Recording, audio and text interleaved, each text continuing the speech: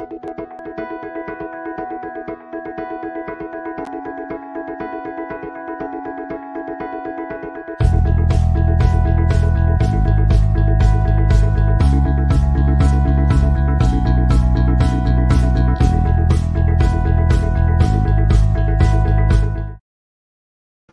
afternoon, everyone, and welcome to the special episode of Privacy Fridays, Backdock at Fightback Cybersecurity. I'm Sam Hakala, and today I'm joined by my colleague, Titus Manuel. Magandang hapon po sa inyo. I'm back with my chaleco. So, matagal kong pinag-retire to for a while, but it's back again. So, magandang hapon, guys. Very excited for you guys to be here today. Oo. Ang hirap pa lang no? Saan ka nagbiyahe with your band, Titus? Yung the chalecos, di ba? Yan. Oo, madalas mapagkama ng head waiter yan, pare ko yung suot. Kaya lagi ko na orderan. Oo. Salamat. Sige, Sam. Na-miss ka namin, ha? Tagal mong masyadong busy, no?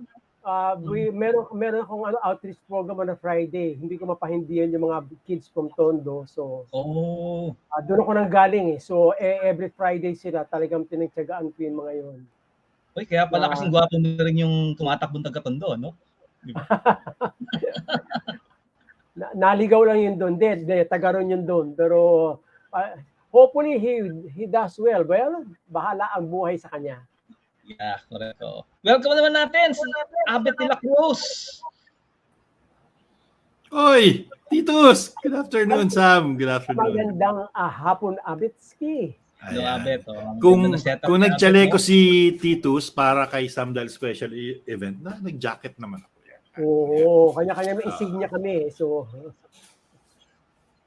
grabe, Abet, no? Yeah. Na-miss natin si Titus, no? Oo nga sobrang tagal.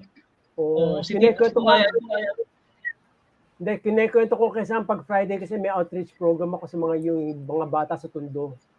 Batang Tondo ka ba, Titus? 26 years. Talaga? Sa Sa graduate ako ng St. Joseph Parochial School sa Gagalangin. Torres High School, Sir. Huy! Torres. Oo, nagkakaano. Uy, welcome din natin. Welcome din natin kabat si Titus. Godfather of Cybersecurity. Dito Abria. Yan! Nako, magandang hapon sa inyong tatlo. Titus, nako, na-miss ka talaga namin. Salamat, sir. Parang naka-Francis M. T-shirt si Ninong Lito. Oh my God. Nahihiya ako sa sarili ko, Lito. Stars in the sun, no? Yes. Of course. Kailangan makabayan. Kamusta na kayo? Ito mukhang naka-quote kayo parehan yung habit, Nag-uusap kami. Para sa iyo, Sam. Oo. Parehong parehong H&M. Sabi na nga ba eh. Uy, marami nang nag-greet sa atin ito. Magandang hapon po. Yan. Sandy Santos. Yan. Ang ganda ng napakamakabayan ng hapon. Magandang hapon, Madam Sandy. Namimiss namin kayo. YouTube, mabati po. Bueno naman. Ito rin si Attorney Omar Sana. Maganda. Ay, namiss ka ni Lito. Si Lito, Attorney Omar Sana. Attorney Sana nasa DICT. Nagpa-party daw sila ngayon. Akala ko next week pa party ng DICT. Nagpa-party sila sa reviews. Dami nilang reviews daw. Ganun palang party. Kamusta na? Thank you for being lagi na Attorney Sana yan sa mga regular natin. Rafi Placido, magandang hapon po. Thank you. Yan, binati pa yan si NADPOP, no? Sir Rafi, magandang hapon dyan. Nasaan ka man ngayon, ano? And of course, ito si Ma'am Shika Josefa, noted. Papasalamat siya sa ating comment. And Sir Hernan Castillo, magandang hapon din sa inyo. Yan. So, yun, marami pang nag-tune in. Alam mo, Titos, ito inaabot, pang-apat na natin itong year-ender eh. So, kung maalala nyo, of course, yung first two are face-to-face. Then last year, online din. But ito yung ating talaga, yung full online na pang-apat na siya. So, kataon, apat tayo ngayon. By the way, namimiss din namin si Atty. Kiko Castro, one of our co-hosts. Oo, sayang. Paano naman yung partner ko sa ano namin, sa dramatization namin, nasa na yun? Si Professor Arnie Barcelo ng UST, hindi rin siya makakarating. Finals week, abet eh. Diba? Finals week ba? Finals week, Sorry, out of touch. Alam mo, nakalimutan ko nga na Biyernes na ngayon eh. Sabi na nga. Pero para-parehong araw. Si Sir Engels Antonio, chairman ng ITMS Advisory Group for Police Transformation Development. Nasa out of town, kaya hindi siya makakasama ngayon. Di bale, baka sa 17 sa mga sundalo, si Engelsberg. Oo nga, nakita ko yung picture niya, may kasama siya mga tangke eh. Akala ko, bahay niya, mga laro niya nasa likod eh. Totoo pala yun. Parang maganda puntahan yun. Sa Camp O'Donnell ba yun sa Tarlac? Diba? Or... Looks like. Oo. Yung mga parang merong museum ng mga military aircraft. Yes. Maganda, no? Okay, simulan na natin. Alam mo, we have a full presentation now with government and industry leaders. And at the same time, we have an international solutions experts. One is coming from Finland. Another one from Malaysia and Singapore. Mamaya, yan, pag-uusapan. And thank you again. And I would like to call our sponsor, Thales and Napoleon. Thank you for supporting, our year-ender. So yan, NADPOP, it's certain, of course, Bounce Back Philippines and Blue Point Foundation, our partners, Dominguez Group, and all of our friends. So na natin with our opening keynote. Sinong gusto mong pakilala sa ating first speaker? Ako na. Do us the honor, Sam. Go ahead, please. Pinost ko yung notes natin. So, yung susunod, siguro si Tito sa papakilala. Hindi nagbabasa ang mga hosts. Hindi naman yan. Natin sa tuloy. Sabi namin, nabinis na tayo nilino, Abet. By the way, apologies to our foreign guests and speakers. We'll be speaking the vernacular from time to time, but when it's your segment, we're going to speak in straight English. Okay. Right. Our opening keynote speaker completed his master's degree in law from the University of California, Berkeley, specializing in law and technology, including data privacy, as well as energy and clean technology. Afterwards, he completed his Doctor of Science in Law, JST degree, also in UC Berkeley, specializing in administrative law and regulatory policy. He's also a law professor with more than 10 years of being part of the legal academy. And he served as the Presidential Staff Officer and Director of the Office of the President of the Republic of the Philippines, and as a Prosecutor and Assistant Secretary in the Department of Justice. He is currently the Undersecretary for Legal Affairs, Policy, Planning, and Finance, ang dami, at the Department of Information and Communications Technology. Okay? So, ladies and gentlemen, friends at NADPOP, PH Bounce Back Philippines, is all welcome. Undersecretary Jose Arturo C. De Castro. Okay. Here's your title.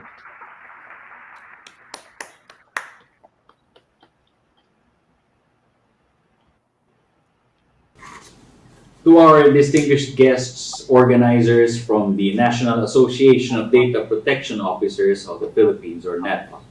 Ladies and gentlemen, a pleasant day to everyone. As we transition to the new normal, our people, institutions, and our nation have become reliant on information and communications technology, or ICT. ICT has integrated its way into almost every aspect of our lives, with our businesses, schools, workplaces, and homes relying on connectivity and digital solutions more than ever. However, as much as ICT is a catalyst for improving our lives, it is also prone to exploitation and abuse. Increased ICT use raises concerns regarding data privacy, confidentiality, as well as the security of critical ICT infrastructure, including information assets of the government, individuals, and businesses. Hence, we should all be mindful of our duty to safeguard our people and promote cybersecurity and data privacy alongside the nation's continuing adaptation to digital change. With that, your DICT remains steadfast in its commitment for the protection of the rights of individuals and institutions to data privacy and security. We are promoting cyber resiliency in the country to create a safer and more harmonized cyberspace for Filipinos through our various programs, projects, policies, and initiatives. Our solutions for a more resilient and inclusive framework are contained under the umbrella of projects called the National Cybersecurity Plan. Under this plan, we are conducting readiness programs and research initiatives to build long-term resiliency in cyber threats. Your DICT also continues to educate and raise awareness on data privacy and protection in the community. We are providing digital literacy and ICT skills training to improve the Filipinos' capability to navigate the digital world. Moreover, your DICT issued its cloud-first policy, updated, as part of its government harmonization efforts. The policy provides guidelines for the crucial aspects of data ownership and security that are necessary for agencies to optimize the use of ICT in the delivery of public services. Aside from our efforts towards harmonization, your DICT also recognizes the need to improve data-driven governance in the nation. In the words of former ICT Secretary and Senator Gregorio Gringo Onasan, data is the new oil. It is a true game changer for governance and public service.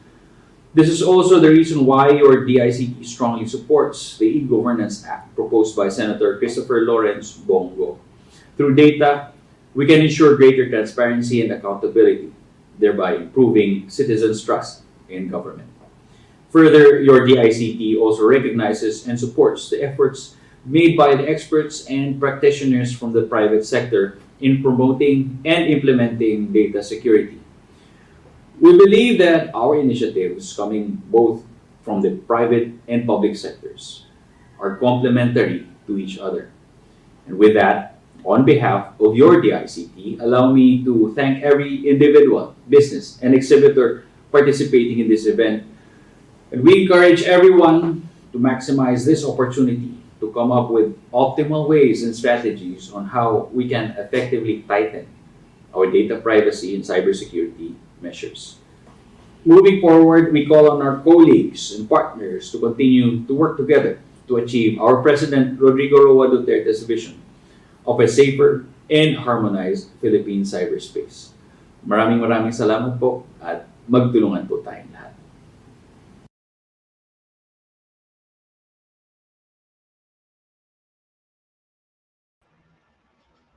Okay.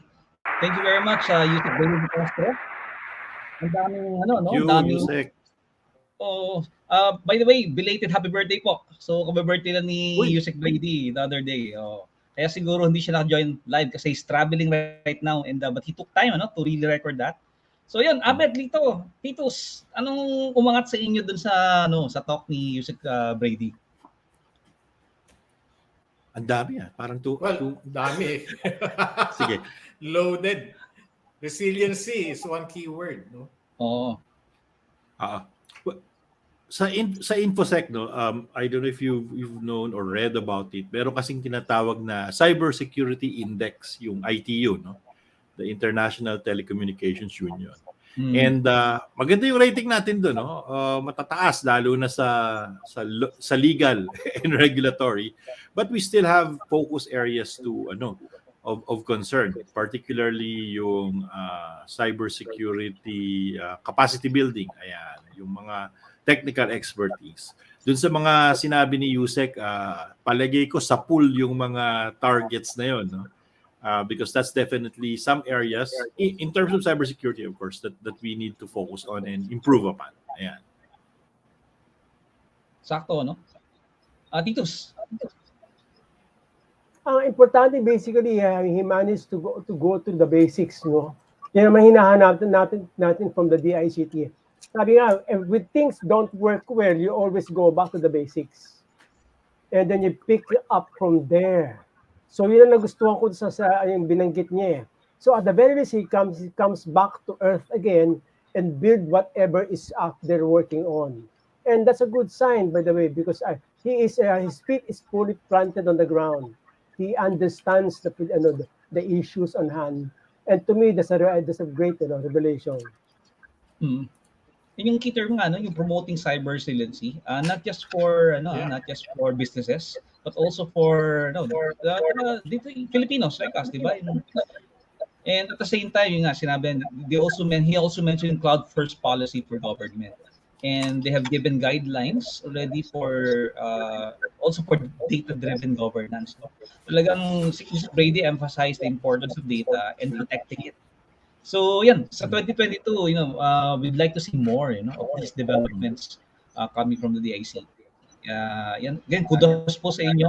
Hopefully, you can join us live next time. And next week, may imbitahan tayo from the ICC naman. Kaso mo natapat din sa Christmas party nila, Abet, di ba? Oo nga. Okay. Pero we'll see. Oo. Yan. So, any other comments? Kasi, in-announce natin that after every segment, meron tayong Q&A game. Okay? For our members. So, may bago na pala tayong segment, Oo nga, may pang-giveaway na si Sam. May sponsor na giveaway. Meanwhile, from Facebook, patiyan natin. Yan, ang tagal yan. Isang mga regular Paz Balayan, magandang hapon po. Thank you for joining. Say hello to your husband too, Brother Jude, no? Si Paz, napaka-active po niya na NADPOP member, no? And yan, si Titos, binati niyang sarili niya. Thank you, Titos. Ang galing ko naman talaga, it comes with old age, by the way. Nagpo-multitask po ating kaibigan sa Titos. Pampadagdag din daw ng hits yun eh. Para naman hindi ako masiro, Sam. So, nakakahiya naman yan. Si Titos Manuel po, meron dalawang Titos Manuel sa Facebook. Yung isa. Oo nga pala. Yung sa black. Dalawang personalidad. Ganyan ho kasikat si Titus, no? Marami naglo-clone ng ng account niya. Yeah. Kasi influencer po kasi siya. Marami ako kapangalan from India. So talaga naman. I-share ko lang yung screen natin. Ito, simulan natin. So every segment meron tayong Q&A to our NADPOP members, no? Okay, so how does it work? Yan, meron po kami flash dito na tanong based on the topic, okay, that was presented. Or also, baka based on the speaker. And then, yung pinaka-mauna, kailangan i-monitor natin. Kat, patulong na sa monitor, sa kasyana. Okay? We'll be able to have a chance to win. Diba? 500 pesos GCash voucher. So, kailangan mabilis tayo. Wow! Sandali, maibigay ko yung number ko. Oo, yan. Tama. Anyone except the host. Pang-grab food yan. Pang-grab food. Oo. Again, salamat sa ating sponsor, Thales at Netfolio. Without them, di tayo magkakaroon ng contest sa ganito. Kasi aabonohan namin yan. Pro bono, abono kami dito. Meanwhile, bago tayo magsimula, batiin natin. Ito Ma'am Goody. Magandang hapon po via YouTube. Yan. Standby po kayo dahil... Oo. And Sir Art Calderon, magandang hapon din again, sir. Welcome back, no? Na-miss ka namin, na-miss din namin kayo. Okay, ready na ba kayo sa question? May drum roll ka ba dyan, Abet? Meron tayong siyempre. Oo. Ready na po. Those who are joining us live. By the way, those who are joining us on replay, sorry po, maunahan kayong sumagot, no? But again, good afternoon, good evening, and good morning, wherever you are. Okay, the first question. Ito, medyo madali ito. Okay. Ready na ba? Ready na ba kayo? This is the first question, everyone. What is the full title of USEC Jose Arturo C. de Castro at the DICT? Medyo mahaba-haba yan. Sige, type niyo po. Type niyo po sa comments. What is the full title of USEC Jose Arturo C. de Castro? Enter mo na. Tignan natin kung yung aking clone ay makakasagot ng matulin. Oo. Yan baka po ang first question. Mas mabilis mag-type yun kaysa sa akin. Ayun na lang mag-type pa. Medyo mahaba po yung i-google nyo, lalabas na yan. Pagkakanya ng bulo konti Oo. Minention po namin yung kanina sa introduction. Sa intro. Oo. Uy! Meron na. Kasi hindi na There. Uy! Meron na. Yun! Ang bilis! Tama. Ang hirap gawin nun Oo. Tingnan natin kung kaso walang pangalan. Meron. Sa taas si LJ Rufon, Undersecretary for Legal Affairs, Policy, Planning, and Finance. Tama ba? Si Sir Hernan. Congratulations! Congratulations! Naku! Okay. Magandang hapon, Sir OG Mangulit ako. Ito, nagbabike din to. Saka very fit tong si Sir OG. Magandang gabi ito. Ito po, hindi lumabas po Historical dahil... po to. Kayo ang kauna-unahang nanalo ng kauna-unahang raffle. Oo. Si Yusek sana sumagot din. Ay, Yusek sana pala. Director sana sumagot din siya. Ayan, no? Nahuli po ng Kasi dalawa. nauna si LJ. Ito ang sagot niya. Tama ba? Siguro ginugal naman yan, no? Iyan, congratulations LJ Rufon. Okay, so PM ka namin para sa kung paano papadala sa iyo yung LJ, recorded naman to. We'll get in touch with you. And then congratulations, no? I-message na sa atin yung GCash number. Bahala na tayo. Yan. We're asking for your GCash number. Tapos sasamahan ka namin ng offer ng trabaho. Okay. Okay, congratulations LJ. Oo. Thank you daw. Yan. Meron pa ba sa? May isa pa? Dalawa, di ba? Meron pa. Actually, pwede kang manalo up to 2 vouchers para naman to give chance to everyone. Wow. So pwede kung maka 1,000, ganun. Pwede yan. Okay, question number 2. Dalawang questions tayo per speaker. So 5 speaker natin yun. Okay. Next question. Ito na. Medyo mahirap-hirap to. Okay, related sa talk ni Yusek de Castro. Okay. Mabilis na. Yan. Sinasabi na namin. Mabilisan. Anong nickname ni Yusek de Castro? Kanina pa namin sinasabi yan. Bilis. Okay.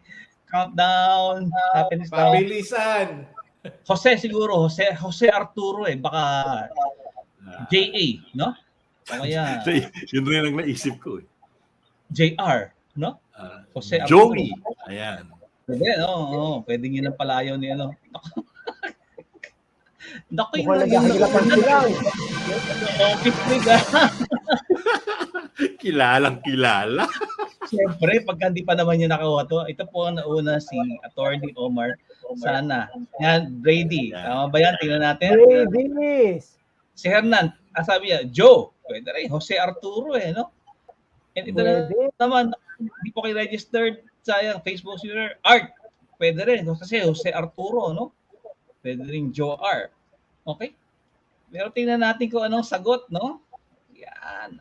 Ang nickname the great reveal. De Castro ay Brady. So, kanina pa namin po sinasabi. Congratulations. Yan, meron ka na pang grab food. Ito. 500 pesos. Pwede rin pambayad ng toll yan. Pwede rin.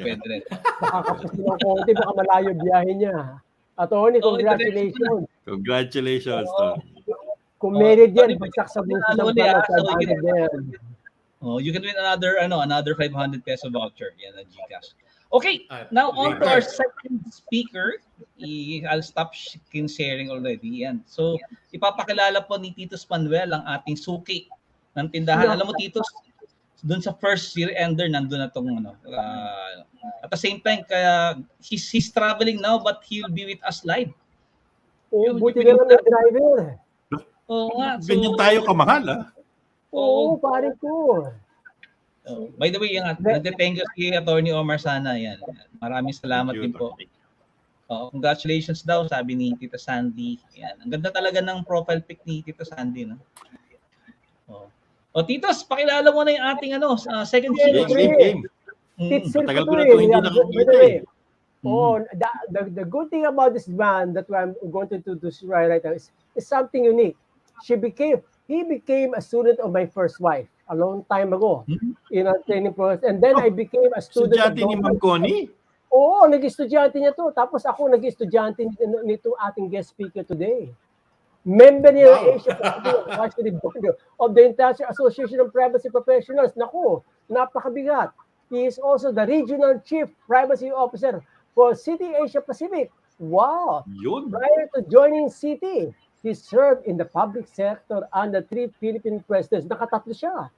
Kay GMA, kay Noynoy, and then kay Duterte as commissioner in the Commission on ICT. And as a deputy commissioner in the National Privacy Commission, He is a co-author and signatory of the implementing rules and regulations. My God, pinagdaanan namin yan, the Data Privacy Act of 2012, as well as various circulars and advisories of the National Privacy Commission. In 2021, he received the Exemplary Privacy Leadership Award from the National Privacy Commission in recognition of his outstanding contributions in the field of data privacy. In 2019, he received the Datos Privados Award galing yan kay Sam Hakoba for empowerment and enablement from NADPOP. Kami po yun to recognize the work done to establishing a training and certification program for the Philippine privacy professionals. Talagang pioneer yung mama. In 2015, he was the recipient of the U.S. Department of State's P3 Impact Award, given in recognition of innovative public-private partnership that are improving the world. Oh my God! In the most impactful way. The award recognized the work done to rapidly re-establish internet connectivity in post-disastrous situation. Talaga naman, no? Namely, the 2013 Bohol earthquake and the super typhoon Hayana, and of course, Hayan or das Yolanda in local variants. So, he has worked in the private sector, serving in the Philippine management team of the following companies: Microsoft, naku po, Hewlett-Packard, Dell, Unisys Asia, and of course, dito siya nakilala sa James Martin and Company. Without much further ado, Sam, Lito, and Abet, let me introduce to you the very good friend of ours, Mr. Dondi Mapa. Dondi, please. Salamat dito sa introduction na yon. Medyo mahaba-haba yon, pero I guess basically pang CV, mukhang pang-apply yun. ang magandang narinig ko na doon, NADPOP awardee, kasi syempre mahalaga yung awards na binibigay ng NADPOP, no? And I really have that in my desk, and that's my centerpiece.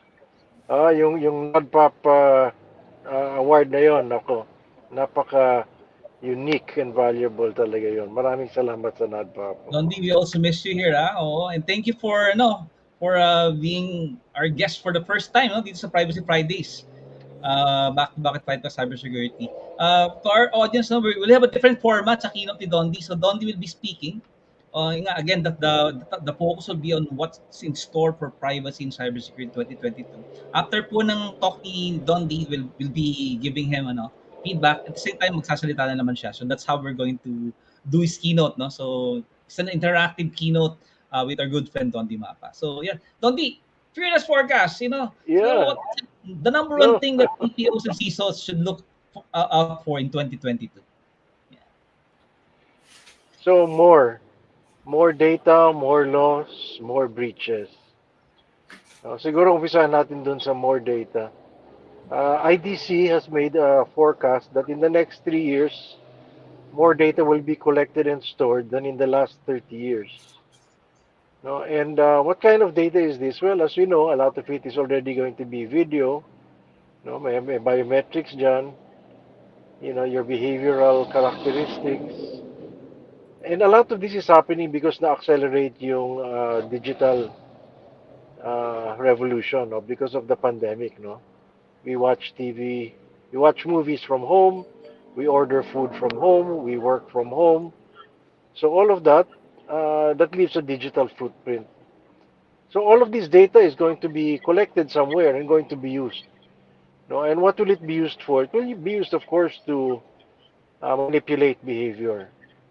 So in many ways, the more data you know about someone, the more that you can control their behavior. No, and of course that's why Facebook, for example, is such a valuable property, to advertise on, because the more Facebook knows about you, the more it can put dark patterns to manipulate your behavior. Now, what's a dark pattern? Hindi natin nakikita, kaya nga tawag dark. Pero yun pala, may pattern na dyan para umakit sa'yo. So let's say you like the color blue, or you like the color green, or you like this particular sport or that particular artist. Before they sell something to you, they'll soften you up using the data that they know about you. And that's what dark patterns is all about. Now, there are some laws that are already taking notice of this. Like sa California, it's explicit. Pinagbabawal ang dark patterns. No? Huwag niyong gamitin yung mga data tungkol sa tao para i-target yung behavior nila. And of course, even for many devices, there are ways that you can turn off this collection of data. But for those who are uninitiated, I mean, I just recently saw an article how to protect your privacy on your iPhone or on your Android phone. Ang hirap-hirap basahin. No? So even if you send that to your wife, to your children, how many of them will really understand how to protect their privacy? So the bulk, really, of mobile users are letting their data out there, and that can be used against you. And that's just going to happen more and more. Like I said, my first forecast is more data will be collected about you, and it can be used to manipulate your behavior. But even worse, it can be used to impersonate you. So even lately, we've seen a lot of identity theft. Somebody asking for money or assistance using your identity, right? And even if it's just your cell phone, we've seen recently, makuha lang yung cell phone mo, saan gagamitin? O yun, may mga job offerings, di ba? Saying, may job dito sa this or that. I don't know if you've received those texts, di ba? So any data, that's exposed about you increases your risk, in the real world. So how do we address that? Well, that's why I said, number two, more laws. So for sure, we're going to see more laws. We've already seen China come up with laws this year, the data security law as well as the personal information protection law. It's not going to stop there. No, they're going to continue to issue guidelines, IRRs. No? And then India will be coming out next year, Indonesia, Vietnam. And of course, this is an escalation kasi pagalingan yan eh. Siyempre, sabi ng Europe, pinakamagaling sa amin, GDPR. And then, sasabihin yung susunod na bansa, hindi, mas maganda yung sa amin. And then, siyempre, upmanship yan, as you continue to evolve your laws. You want to protect, of course, your citizenry from all these privacy risks. You improve your laws. So even in the Philippines, you can see we've been doing that with circulars, advisories. And then, some of you may know, may amendments na rin na nakapropose sa Data Privacy Act. So when I say more laws, it's not just in the Philippines, it's globally. But those laws are there, of course, to protect us from this onslaught of data that increases our privacy risk. So the more data there is out there, the more breaches there will be. So yun na nga sinabi ko, 2022, more breaches. Kasi that's already a cyber industry. And this is where it's important to differentiate between security and privacy. Kasi some people are saying, okay naman ang security ko, pero yun pala, kulang yung privacy protection. Maybe I'll end there, but I'll end with a question, di ba? Ganito, kung merong CR, comfort room, public restroom, di ba? Let's say pumunta ka sa mall or sa park, di ba? Yung CR na nakita mo, napaka-secure, ang daming lock. Pagpasok mo, siguradong walang ibang makakapasok kasi very secure. Pero yung mga walls niya, made of glass. Transparent siya. Kahit sino nasa labas, makikita yung ginagawa mo sa loob. Would you use that restroom? Hindi. Kasi may security nga, pero walang privacy. Di ba? But even a restroom na, siguro, opaque walls, may privacy ka nga, pero mabubuksan lang madali yung lock, walang security, ayaw mo rin yun. So it's important to have both privacy and security. And then maybe I'll talk a bit more about that later on. But let me pause there. Just see, itong mga kaibigan ko. Okay. Abet, Lito, Tito Sam, any reactions to what I've said? Yan, Thank you, Dondi. So, mauna ka na, Lito. Tinuro agad siya. As usual, year-ender nga yung mga forecasts. I've been asked about the what's in store for the next year. So tama si Dondi, there will be more data that will be collected and there will be more breaches. So tama yan. I'm doing a project now, yung DPA compliance na isang client din. I was asking, so how do you protect your data? No? Medyo mahirap because I'm not spoon feeding. I'm not spoon feeding, so medyo mahirap doing a workshop for them and trying to elicit nga yung tama din yung sinasabi ni Dondi. Maaring may firewall, okay? Pero maaring naka-expose din naman yung connections, no? So yun din ang tinatanong ko sa kanila, how do you protect your data while in transit? Ano yung connectivity mo? Yung mga ganyan. So while we see a lot more breaches, there's a lot more technologies coming in also for security and data protection. Yeah, thank you, Lito. Abet, can you follow up on Lito's comments? Nakamute ka. You're mute, Abet. Siyempre, that is the most popular statement of this era is nakamute. So, I was gonna say, it still always hits me whenever somebody mentions yung, the intersection of information security and privacy. No? Lalo na kung galing pa kay Dondi. It's and yung kanyang analogy about the CR, that is so true. I mean, I couldn't have put it better than any analogy than that. So meron kasing mga technical controls, information security controls, yes, that protects your data, no? But it doesn't really mean that your privacy is also protected. So it has to be a marriage of both privacy policies and security technical controls to attain yung level that you will be both secure in terms of protecting that information, regardless whether it's personal information or sensitive information or critical and confidential information. It has to go hand in hand. So yun. And also yung nabanggit niya sa phone, no? May mga magandang headway na tayo towards that. If you notice the new update of iPhone ng iOS nila, pag nag-install ka ng bagong app, tatanungin niya, this application is requesting to gather your information. Would you give it permission? Aba, nagulat ako, may permission na ngayon. So, syempre, no.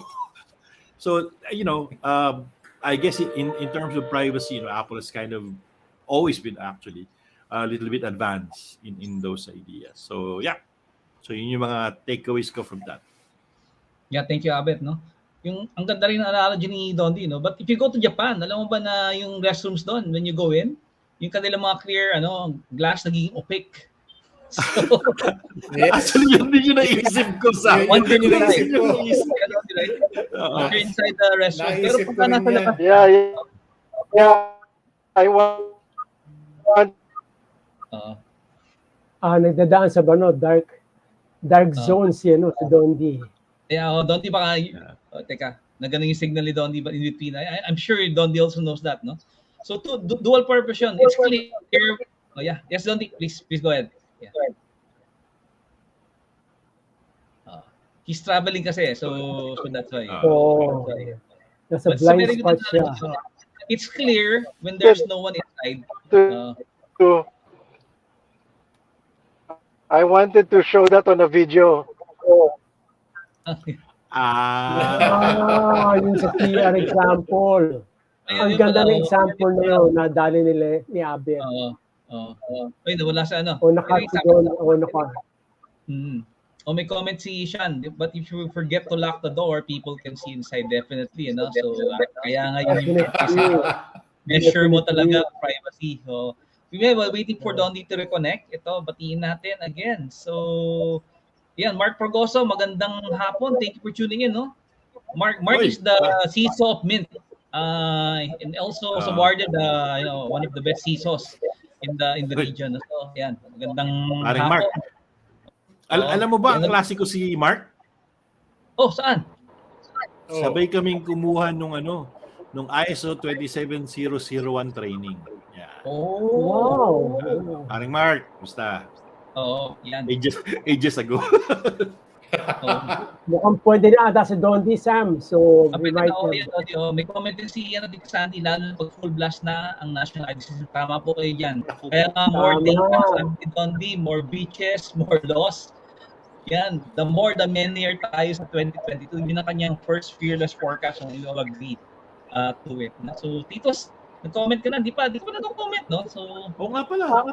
Well, gusto kong dugtungan yung sinabi ni Kalito at kay Abet. Ako, I always believer this education is the first line of defense. Dapat i-up mo lagi yun. That's a warning sign for everyone na nagbigay ng forecast si Dondi. More data means more danger. So that means ay kailangan i-up ang training program of a lot of parties in the institution. Tandaan po natin, 67% of the breach occurs from within. So it's not coming from the outside ng problema, it might be coming from within. So dapat po, at lalo yun, nagiging cottage industry yung hacking. So it looks like any Tom, Dick, and Harry can do that one at kumikita from the backyard. Marami nagiging milyonaryo na po ngayon yan. One more time, guys, kung meron pong nakikinig sa atin sa HR, kailangan po i-revision ng training program. Kasama po yun sa training program, training needs analysis nyo, at kailangan kasama sa budget for 2022 in training program, more for InfoSec and also more for privacy. Importante po yan. Wala mahirap hanapan daw ng ROI, Sam, yung training program. Totoo po yan. Sabi, sandali, pag tinraining namin yan, baka mawala yan. Ang problema niya, pag hindi nyo tinraining at nag-remain, anong gagawin mo dyan? Yeah. So, importante po dyan is to be able to revisit yung training programs nyo. Make sure you're also up the ante. So, yun lang, Sam. Parang Sam, sususugan ko lang yung sinabi next year. Titus. Kasi yung mga HR, ang usual training is just yung mga HR policies, employee policies, diba? What to wear, wag not to wear, don't come in drunk or anything. Pero kasi dapat pati yung information security policy nila kasama dun sa na yun, orientation na yun. Oo. Ang madalas natin makikita sige, Lito, Lito, go ahead please. Go ahead dito. Hindi lang siguro yun. Yung kasi nga ang sinasabi natin dito is our applications that we use to collect, process, retain data. Right? So kasama din sa training program dapat yan kung paano tamang gamitin yung mga apps na yan. So kasama yan because ako nga, I always look at when I do my webinars on privacy compliance, I always look at the same framework, never fail. People, process, technology. Right? Tapos i-map mo dun sa requirement ng batas, organizational, physical, and technical measures. Okay? So, dun sa mapping pa lang na yan, makikita mo na lahat. It gives you a bird's eye view of what you have to do to protect personal information and marry it, of course, with information security. Diba? Tama yun dito. Ako dagdagan ko lang, again, pati yung comment din ni Tito Santi, don't forget next year, again, it's an election year. No? Ito yung ating topic during our last episode, di ba, when we went back on the cloud, di ba? So, more will be connected.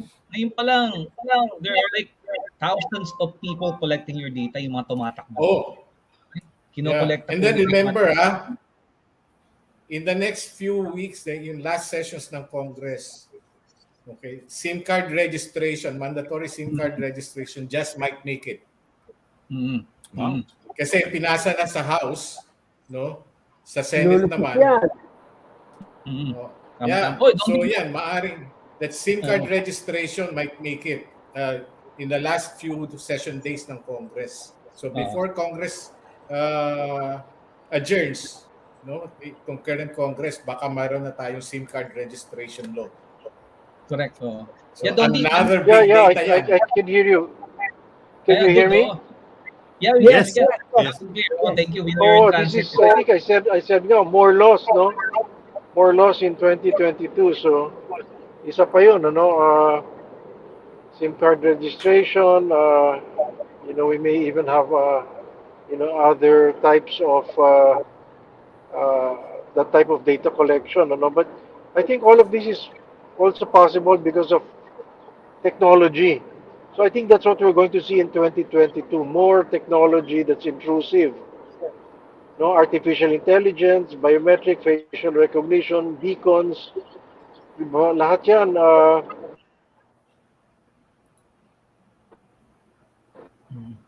more CCTVs, no? So it's really a battle between. So we might start seeing laws that deal with artificial intelligence, no? And most of you who are science fiction fans will know, di ba, medyo mahirap i-regulate yung AI, yung mga robotics, di ba? So, well, I mean, what can we do as privacy professionals? I think for now, we have to make sure that we stay abreast. Yun ang tip ko siguro. I'll give some tips to privacy professionals. No, have a way to connect with the external. Kasi a lot of times nakatutok tayo sa kumpanya natin, no, yung data subjects natin, yung policies natin. Pero kailangan hindi natin makalimutan yung nasa labas. No, your external environment, which means what are the laws being drafted, being passed, what are the circulars being passed, and then what are the new technologies, no, that could come on stream and that could either enhance your privacy or disrupt, no, the privacy management program that you've put in place. So within my organization, that's one of the key things, no, is always be looking at what's outside and then do an assessment to see ano bang impact nun dito sa privacy management program ko. Then kung may impact, then you have to put in place a corrective action plan. So you have to put in place a project team. So at any given point, siguro you might have 10 projects, 15 projects. Because whatever you put in place today, kung ano mang privacy policy yan, privacy management program,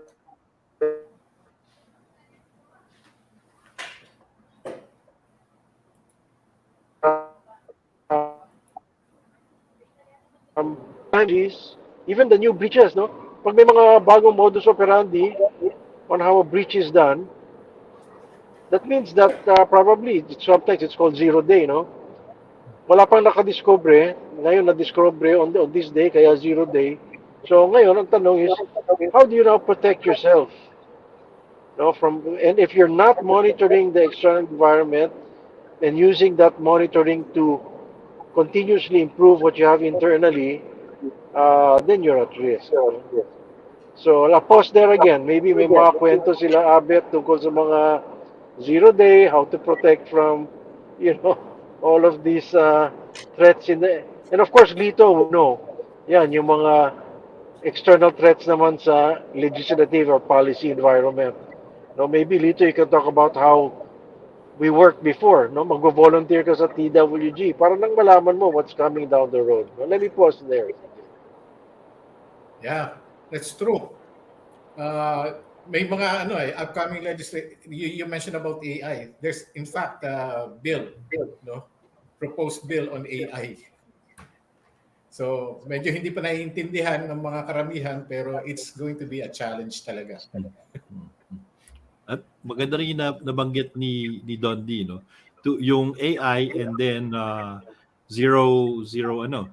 Zero day threats. This is an instance that AI is actually helping, no? If you remember dati, no, pag may mga threats, we rely on manual, we rely on signatures ng mga threats, di ba? There are some heuristics. Pero in this day and age, AI is actually help us, determine, no, by looking at the patterns of kahit na hindi pa na-detect, no, or hindi pa alam, na if it's a zero-day threat or zero-day vulnerability. And then automatic ilalagay niya ito sa isang sandbox, no, for example, in the case of a file, and then doon niya open. So, like everything else in life, and technology, AI can either be a boon or bane, depending on how we use it. Kaya tama si Dondi doon, no? We should be really involved and educated on technologies. Yeah. Which brings to mind, Sam, Titos, if you remember, yung noong 2020, you invited me to talk about again, forecasts. Mm. And sinabi ko nga that time, no? Weaponization of technology, AI, machine learning. Yan. So ngayon, nakikita na natin yung trends. This new technologies should work for good is also being used for bad. So nag-uumpisa na rin yung weaponization. So yung machines na mismo ngayon ang gagawa ng attacks, hindi na tao. Skynet has become self-aware. Yeah, if I can give naman a positive spin, no, ang positive spin on this is, ibig sabihin yan, hindi tayo mawawala ng trabaho. If you're a privacy professional, Salamat, Dondi. Thank you, Dondi. Correct. oh, Pero is no kailangan finish natin line mag-adapt, kasi, mag-aral pa rin tayo, di ba? and of course, you get management support for that. And if you're not appreciated where you are, boy, there are a lot of companies out there, that would be willing to hire you because privacy engineering, and information security will definitely, like I said, there is no finish line. This is a marathon.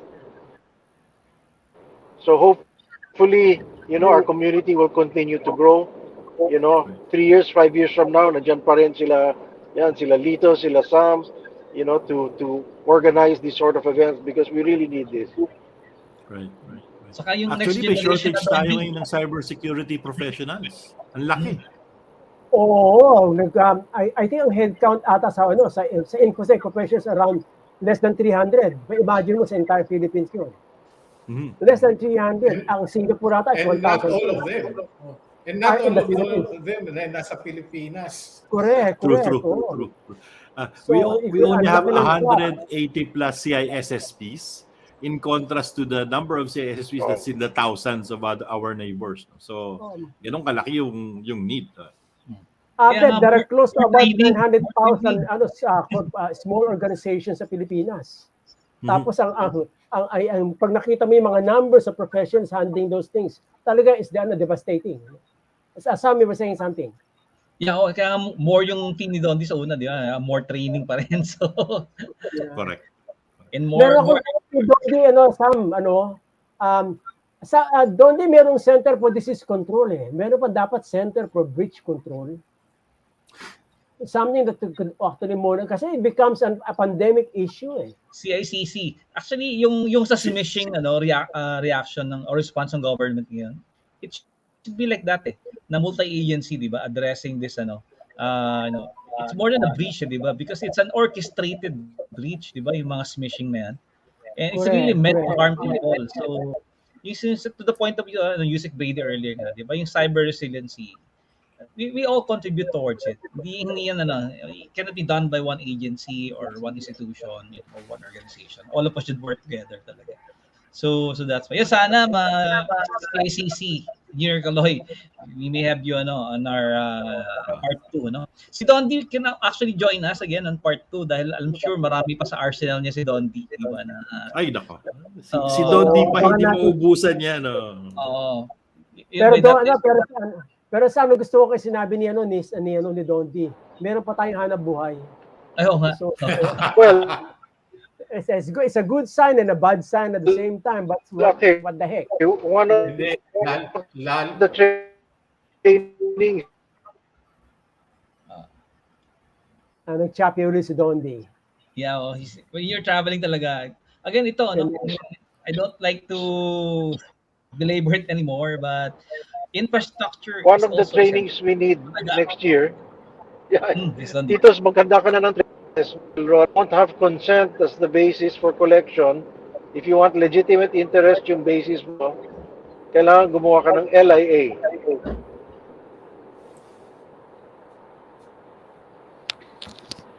Sam, have you heard of that? Yung LIA? That's right, yeah. Oh, can you expound further on for our audience? Oh, because in the law, di ba, ano ba nga basehan? You can use my data only if you have my consent. Yeah. Pero dun sa batas, there are situations na hindi mo naman makuha yung consent. Vital interest or there's legitimate reason, no? Parang required kasi i-collect yan ng government agency. Lawful But there are purposes. also what you can call self-interest ng controller or legitimate interest na parang kailangan ko yan so that later I can audit or I can check for conflict of interest and so on. Pero hindi naman basta-basta pwede mong sabihin, I collect all this data just for legitimate interest. There's also a way to justify. Because otherwise, you're just going to collect everything and say, hindi ko naman kailangan consent kasi para sa interest ko yan, kailangan ko yan para sa negosyo ko, kailangan ko yan para makapag-profile, etc. So may limits rin naman dun sa legitimate interest. And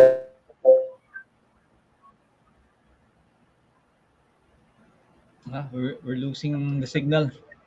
Dondi.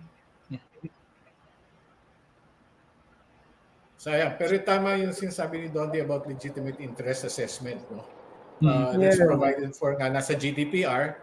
Pero meron din tayong almost equivalent to sa DPA. No? Na allows the processor to process data for certain reasons kung hindi makakuha ng consent. Actually, ni-lecture rin yan ni Attorney Kicks dati, di ba? Hindi lang naman consent yung characterization ng law natin because Yes. we're unlike Singapore in US, di ba? We're more of the GDPR na besides consent, ano nga yung isa, Attorney Lito? lawful purposes. Lawful. Legitimate. Legitimate use, yes. Uy, Oh! sorry, may nakakawala. Sorry. Which goat is that? Hi, Dondi. Si Dondi can come back actually sa part 2 when we have a better signal. But alam mo, really, what you shared with us, handful already. It's a lot to take dahil more talaga. Yung nga lang sabi ng mga DPO, sana more sweldo rin, more increase in our pay. Kundi ito.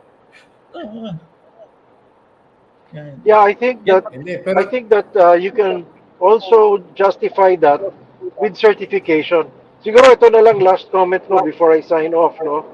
Importante yung certification, no. IAPP, of course, as we know, merong international certification yan. CIPM, no, or CIPP or CIPT, Certified Information Privacy Technologist, Certified Information Privacy Manager, no. Pero sometimes that's a bit expensive, difficult to justify. That's why NADPOP has also been working on its own certification program. And in fact, the NPC, no, ang maganda nga sa NPC,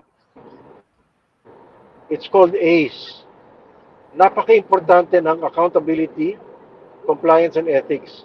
And ethics actually is, for me, the key knowledge base, no.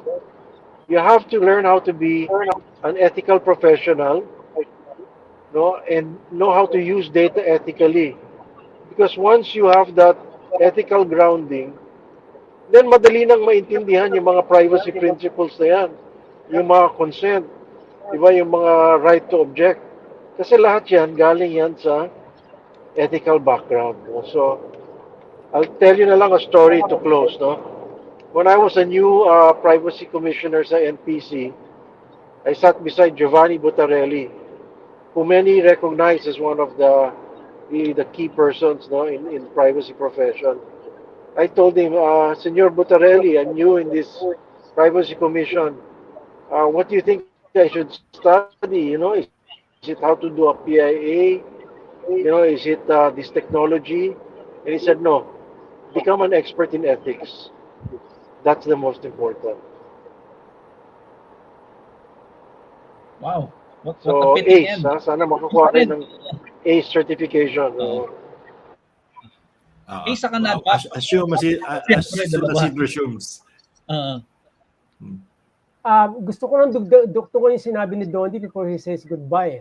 There's no way the policies and procedures and laws can run in parallel at the same speed as changes in technology. There is no way. Ang importante lang is ethics is always there. Platform siya, foundation siya.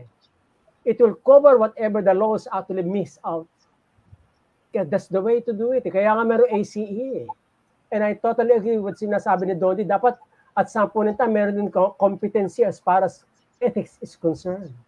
So hopefully don't worry, magagawa namin sa NADPOP yan because dapat may mga levels naman yan eh.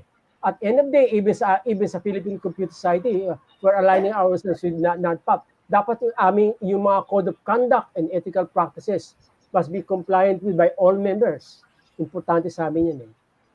Sam, it's back to you. Yeah, thank you. Again, Abet, Lito, and Titos, talaga go back. The most important, competency of a DPO should be ethics. Hirap yan. I mean, either you have it or not. So, correct.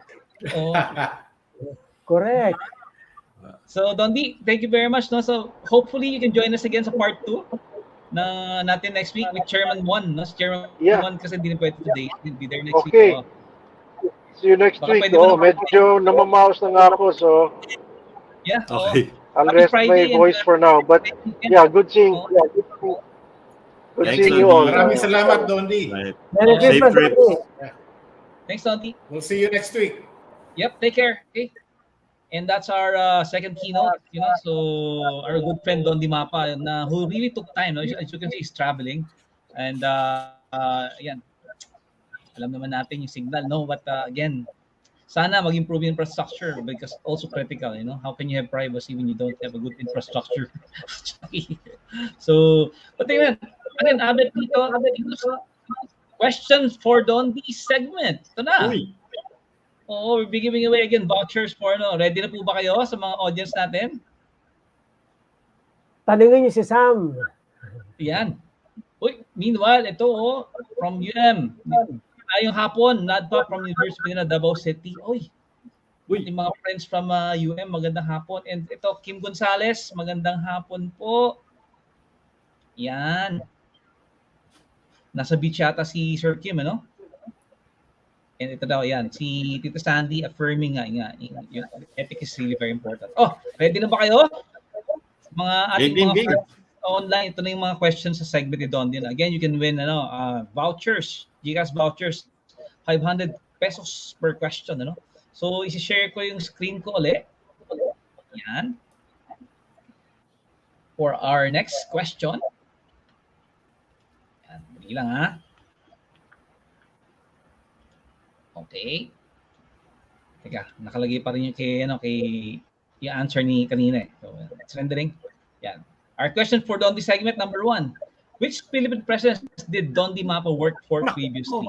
Wow, naku, mahirap yung katanungan na yan. May clue na po, presidents. Ayan, may clue na po. Acronym. Matagal na nanilbihan si Dondi sa sa gobyerno.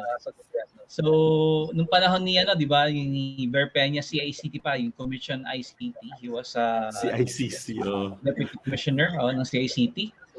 And then yung nga sa National Privacy Commission. At least sa CICT, Titos, tumawid siya, dalawang presidente yung kanyang. Yes. Ayan, nagsumagot na si San. Tatlo yan. Ayan ang tip, ba? Tatlong presidente po ang naging boss ng ating kaibigan si Dondi Mapa. Okay. Sumagot na si Kim. Tatlo po yan. Tatlo. Plural. Presidents. Presidents, yes. Hintayin natin. Ito na, meron na tayong winner. Tama ba yun? Meron ng nanalo. Tingnan natin. Ayan. Congratulations. Yan, Sir Hernan Castillo. Okay. Ako, humahabol si LJ, pwede nga naman. Ayan. Sumunod, ito yung second na tama. And then, third, si Gilbert. Okay. Si Art din, yan. Sandy, okay.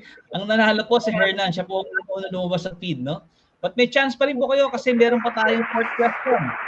Hernan, congratulations for typing in. Yan, tama, Okay. Mahabol pa si Rafi Placido. Okay, are you ready for the next question? Pang-apat? Ito, magandang tanong to. Again, related sa talk ng ating kaibigan si Dondi Mapa. What recognition did Dondi Mapa receive from NADPOP in 2019? Anong The Sam tawag? Hakoba Cup. Yun. Yes. Toast. Toastmaster. Dito ano po yung natanggap ni Dondi? Yan. Ayan. What The first- recognition did Dondi Mapa receive from NADPOP in 2019? Ayan po. Yan. Text nyo lang ako para malaman nyo kasi hindi ako pwede mag-enter ng sagot eh. Ipopost mo ni Lito yung number niya, hati na lang daw. Congratulations daw, Hernan, sa binigay na Sandy. Dun sa question number 3, ano? Research siya po. Nandun po yan sa LinkedIn profile ni ng ating kaibigan si Dondi Mapa. Yeah. Ang na-receive po niya ay Certified Data Privacy Professional. Ayan.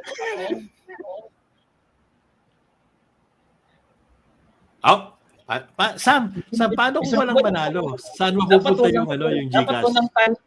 walang typo dapat. Sir Hernan, babalik ba sa atin yung premyo, Sam, pag walang nakaguess? Hindi, kailangan daw ibigay sa ating nanonood. Okay. Pero paano nga pagka pag walang nanalo for this particular question? So we'll proceed to the next. Alam ko na. Donate natin sa foundation ng youth para kay Titus Manuel. Yes. Yan, di ba? Patutuwa yung mga batang yan. Alam mo, meron tayong no typo policy. Sayang. Alam mo, nakuha ni Sir Hernan, but meron siyang typo. The letter F. Again, post papalisin natin yan, no? Kasi very strict. Itong si LJ, yan, kompleto actually. Ito yan, no? Yan, nadali Yan. Oo. Tama yan. Oo. Pero meron din sasagot. Medyo kulang pero pwede na. It's actually the gold datos privados for empowerment and enablement. Yan, yun ang kompleto talaga. But malapit na to kay AJ. Actually malapit din si Calvin, gold datos privados. According to our board of judges, sino ba ang nanalo? Okay na daw? Pwede na daw? Okay na si LJ, nakadalawa. Yan, no? Yan. Actually, tama siya, nakuha niya to dahil ito yung sa press release natin na Gold Datos Privados Awards for Empowerment and Enablement. Alam niyo po ba, more than 10,000 po ang na-train ni Dondi Mapa and counting. Siya po ang gumawa ng certification course natin. So, kaya patuloy pa rin po ang legacy ng ating kaibigan si Dondi Mapa. And buti na lang maaga siya umalis sa National Privacy Commission. Diba? So, LJ, pero pwede ka pa rin sumagot mamaya. Baka siya tulungan niyo. And then Rafi and Bon, you can actually, try again, Si Rafi, ito sabi niya, Certified Data Privacy Specialist. Yan po ang ating pagiging sa NADPOP na ginawa ng ating kaibigan si Dondi Mapa. Yan, okay. So, ito na. Now we're going to shift gears, fellow co-hosts. And we're now moving to the segment of our sponsors, Thales.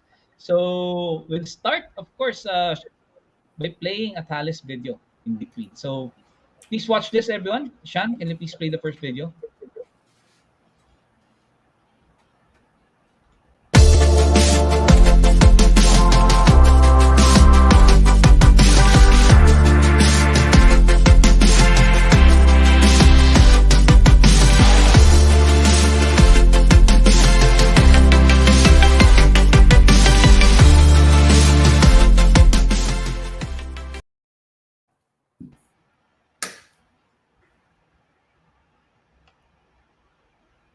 Okay. Abet, you're mute. Sorry, nahuli ko, nagbe-break. Ay, uminom lang po. Okay. Yes, Sam. Bakit ako nakasolo? Ikaw mag-introduce ka. Ikaw daw mag-introduce. Ba't ako lumabas? Abet, introduce our next speaker. First speaker of our solution segment from Thales. Okay. Ayaw mo kasi yung document ko. Ikaw na lang. Ayan, nagagaling ng mga host. Go ahead, Sam. Di ko mapalabas Okay, I'll do it. Okay. Our next speaker. He's currently the Director for Business Development at Thales within the Cloud Protection and Licensing Business Unit. He's responsible for developing the data protection as a service business and the related successful end customer relationships and channel partnerships across the broad Thales customer and partner ecosystem within EMEA and APAC. So he has a wide scope, you know? So Europe, Middle East, and Americas, and of course Asia Pacific and China. He's a veteran of the service provider space, and he previously worked with the leading telco service providers to develop and launch easy-to-use security service within the identity and access management arena. He's now putting his expertise into enabling a variety of partners to offer the Thales data protection and encryption, key management technologies as simple to use and offer managed services within the Thales data protection on demand cloud platform. Our speaker is actually based in Finland. So let's all welcome to Privacy Fridays, Ari Hakala. Ari, good afternoon. Good afternoon, everybody. Hey, Ari, how's the weather again? Minus 22, right? Yesterday? Yeah, it is. It is. Yeah, we have not a lot of snow, but yeah, minus 15, minus 20 degrees. So it's a bit chilly here. So yeah. Wow. Okay, so, reading your time zone, scope means that you don't sleep a lot, right? Yeah, exactly. Yeah. Yeah, that's great. So, Abet, Titos and Lito, we're going to go back and interview Ari after his presentation. But Ari, please take us through your presentation. Okay, I'll put All right, Ari, the floor is yours. All right. Yeah. Thank you. We'll be expecting them. All right. I think I'm sharing my screen now. Can you see that? There you go. Yes, All right. we're seeing it fine. Yes. All right, excellent. So I'll get started then. So indeed, good afternoon or good morning from my side to everybody on my behalf as well. So like I said, my name is Ari Hakala. I'm part of our business development team, and especially work with our data protection as a service offering at the moment. Have been doing so for some years already here at Thales. So without further ado, let's get moving forward with my presentation here. So basically, I will just say a few words about Thales to start with, in case some of you are not very familiar with who we are and what we do. Then I will go through a bit of, let's say, background into what's happening in the market or what has basically driven us to bring this data protection on demand cloud service into the market. And then finally, I will do a quick introduction into this actual platform as well. Let's get moving here. So first starting with a kind of a quick intro into Thales. So we are quite a large organization. So we have around 80,000 employees around the world. We operate in the, I'd say, security and high technology space, from ground transportation to space to aerospace, defense and security, and so forth.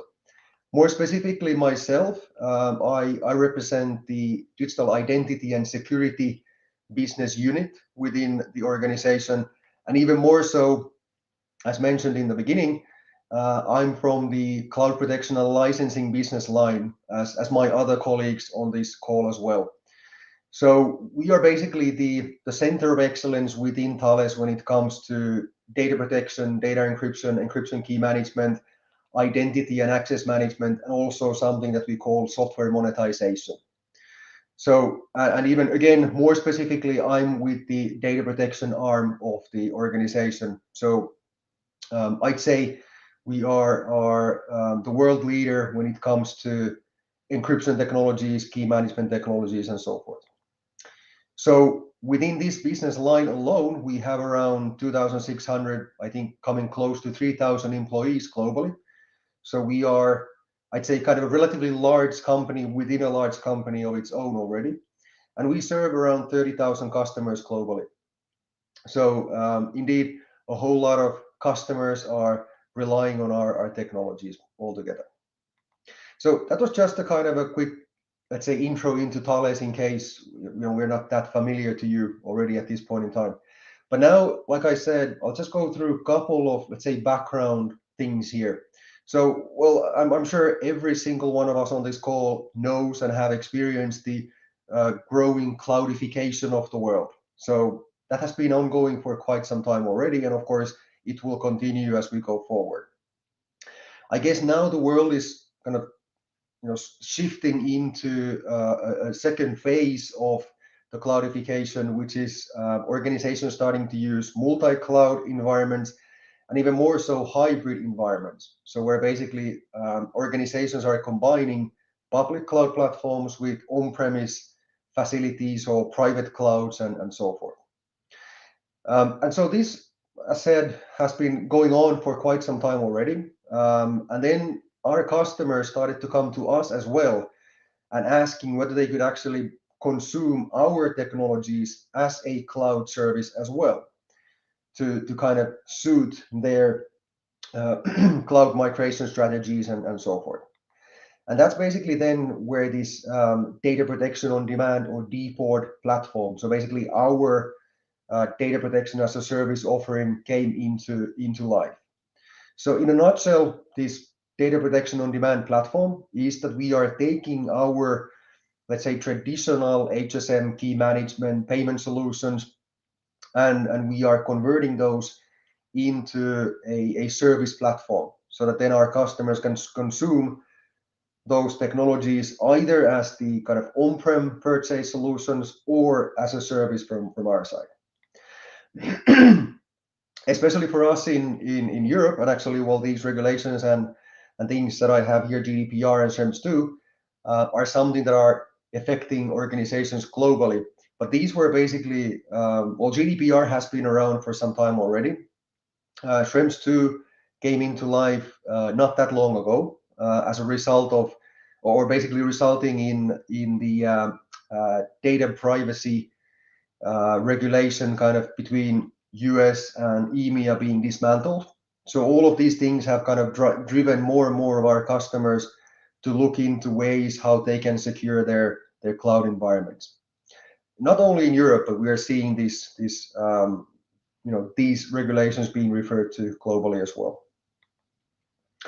So indeed, the world is and definitely will be of a hybrid world in terms of kind of IT environment consumption and all that. So it will be important to be able to migrate data and workloads to the cloud environments and from the cloud environments. This same applies to security as well. You have to have security architecture, security kind of posture for your data and for your environments, which actually supports these hybrid models. And unfortunately, that may cause some challenges. So we just recently released the 2021 Thales Cloud Security Study, just maybe a couple of weeks ago or 3 weeks ago. There's a lot of good data on that study, so I recommend you to have a look at it. But I just picked up a few of the statistics points on the presentation here. So firstly, 67% of the customers who answered that study said that it's very challenging or challenging to secure the combination of on-prem and cloud environments, so basically hybrid environments. 58% of the organizations said that they are using 2 or more IaaS providers, and then of course a whole lot more SaaS and PaaS providers on top of that. And then unfortunately, but then again not surprisingly, looking at the previous numbers here, 83% of the respondents said that they are encrypting less than half of their sensitive data in those public cloud environments. So like I said, it's quite sad, and even more than that, it's quite worrying to see these kind of numbers. But then again, it's understandable. Securing those hybrid environments isn't easy. So now if we kind of move forward here a bit and look into more of the practical ways of how you could actually then secure those public cloud environments or hybrid environments. So let's look at this from the public cloud providers viewpoint. So the first option could be that if you are migrating into the public cloud, AWS, Azure, Google, and so forth, you could utilize everything that they have to offer. you could use their native data encryption. You could store your encryption keys within the services that they provide. That's of course all very convenient, but as you can imagine, it has a lot of issues and challenges to it as well. So first of all, this model is kind of fundamentally breaking the the rules of data security, where basically you have your encrypted data in the same location as you have your encryption keys in, and that same location is actually external to you being an external public cloud provider. So really not an ideal way of doing things. And this is also causing quite a bit of vendor lock for you. So it'll be later on, it will be more difficult for you to migrate into another cloud provider or back to on-premises if you are kind of very heavily married with all the security technologies from the cloud providers. The second option is where you would be utilizing the native encryption services and capabilities from the cloud provider, but you would be controlling your own encryption keys in some on-premise solution or in a cloud agnostic platform, such as the data protection on demand platform from Thales. With this model, you are already in a lot better control of your cloud environment, of your data in the cloud. Because at the end of the day, nobody can get access to your data as you are holding the keys. This, of course, creates a whole lot less vendor lock as well, where basically you are more easily able to migrate your applications or data from one environment to the other because the encryption keys are outside of that platform. And this is actually something that we are seeing a lot from our customer base at the moment. So they go with our solutions to build scenarios like this. This is also something what we're seeing the cloud providers themselves promoting quite a lot. So you hear more and more messages from the cloud providers saying that, hey, dear customers, bring your own encryption keys.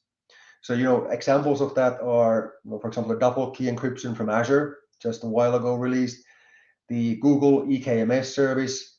AWS is bringing something similar out to the market quite soon. So that's really kind of where the cloud providers are going as well. The third option is kind of the heaviest option, but on the other hand, very usable option as well, which is basically an option where you bring your own encryption into the cloud and also your own encryption key management.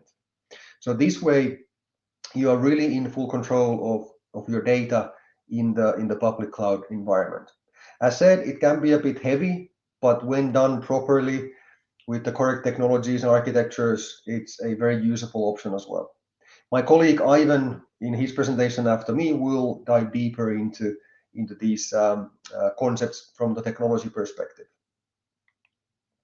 So indeed, on the kind of the left-hand side of the slide, you would likely have compliance issues because everything is within that public cloud provider, and you will experience that vendor lock as well. The more to the right-hand side of the slide you go, the more control you will get for your own environment. Therefore, more regulation compliancy and more flexibility, which is really the key here.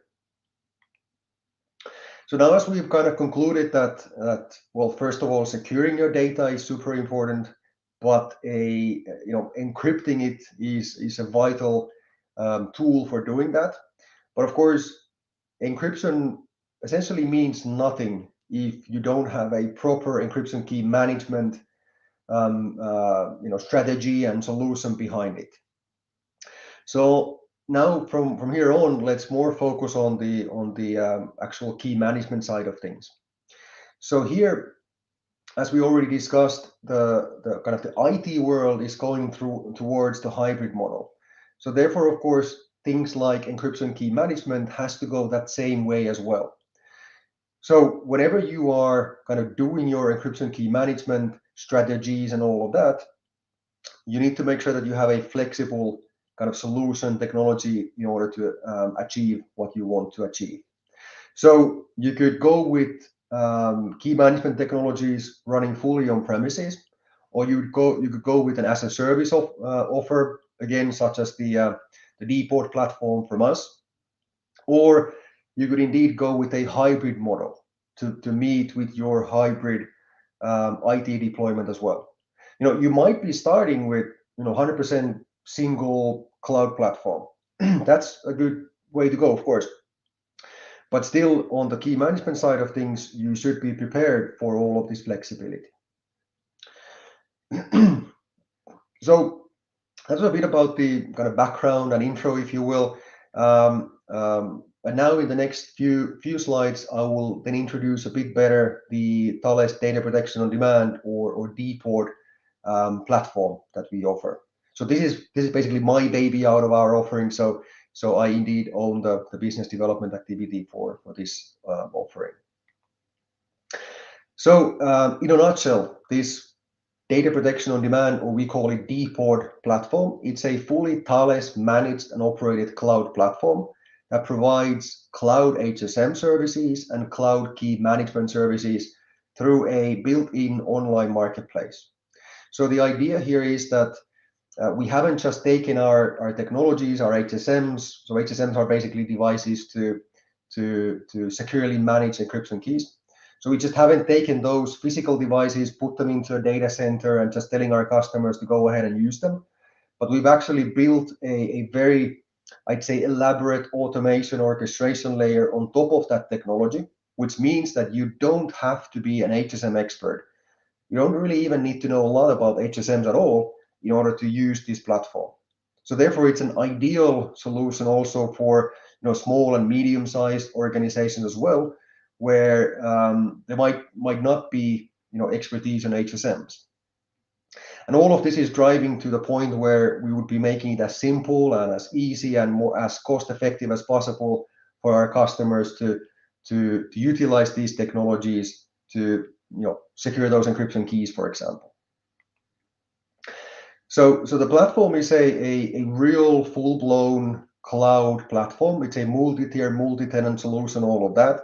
But at the end of the day, you as the end customer are in control of your keys. We don't have access to that. Nobody else have access to the key material.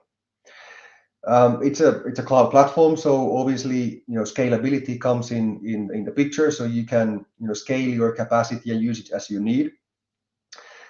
Even though I say so myself, the business model is quite attractive as well, where we don't have any kind of capex investments related to the platform. No sign-up fees, no registration fees, nothing like that. It's a purely an OPEX-based business model, and you can run a free POC, free evaluation with the platform to see if it fits your needs or not. And last but not least, this platform is a fully kind of cloud and environment agnostic solution, meaning that you could be running your applications in, let's say, the AWS IaaS environment or Google or something, and you could connect your application into the DPOD HSMs for the HSM needs, for storing PKI keys or encryption keys and so forth. You could have something else running on premises. You could connect that into the DPOD platform as well. So DPOD would be the central point for your kind of HSM or kind of key storage needs. So like I said, we have this built-in marketplace concept within the platform. So if you would be having your own DPOD account, you would have visibility to a marketplace like this. From there, you would be able to consume the capacity and the capabilities you would need for your current project. You could scale up and down as you wish. Then if we just skim through really quickly kind of the use cases where you could actually use this platform. So indeed, the main use case where our customers are currently using the platform is HSM root of trust kind of use cases. So effectively meaning things where PKI keys or encryption keys or kind of master encryption keys, things like that, needs to be stored securely into an HSM or hardware security module type device. We support hundreds of integrations for different applications, so it's very likely that DPOD supports the use cases that you might be working with.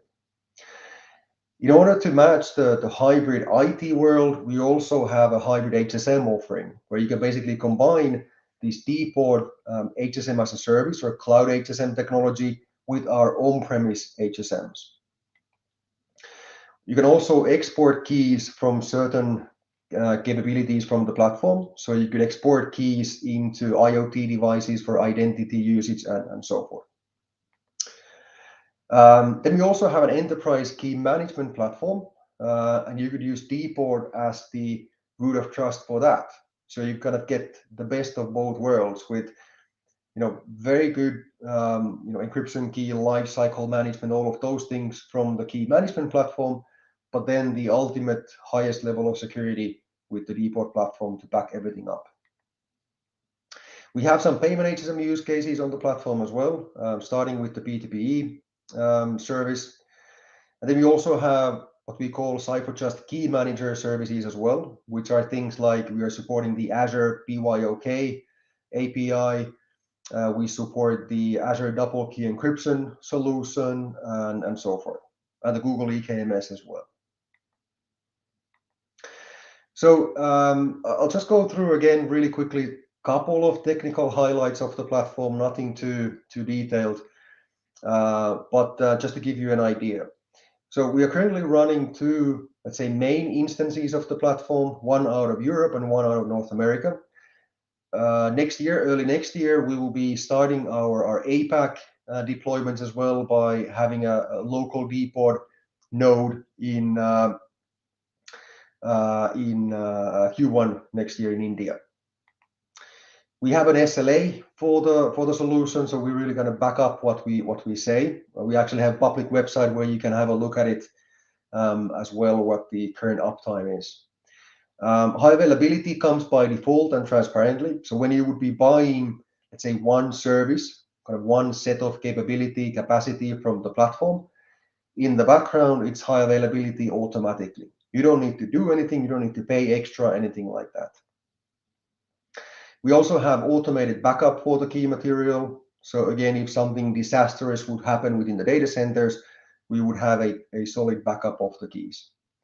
Even though it's a service, we have real-life hardware HSMs at the back of the platform in our data centers. So they are certified to the FIPS level 3 certification, so very high on that. And also the ISO 27001 and SOC 2 certificates for the service itself. Disaster recovery, things like that built in as well. Then, of course, it's highly important that the communication from your application into our platform is as secure as possible.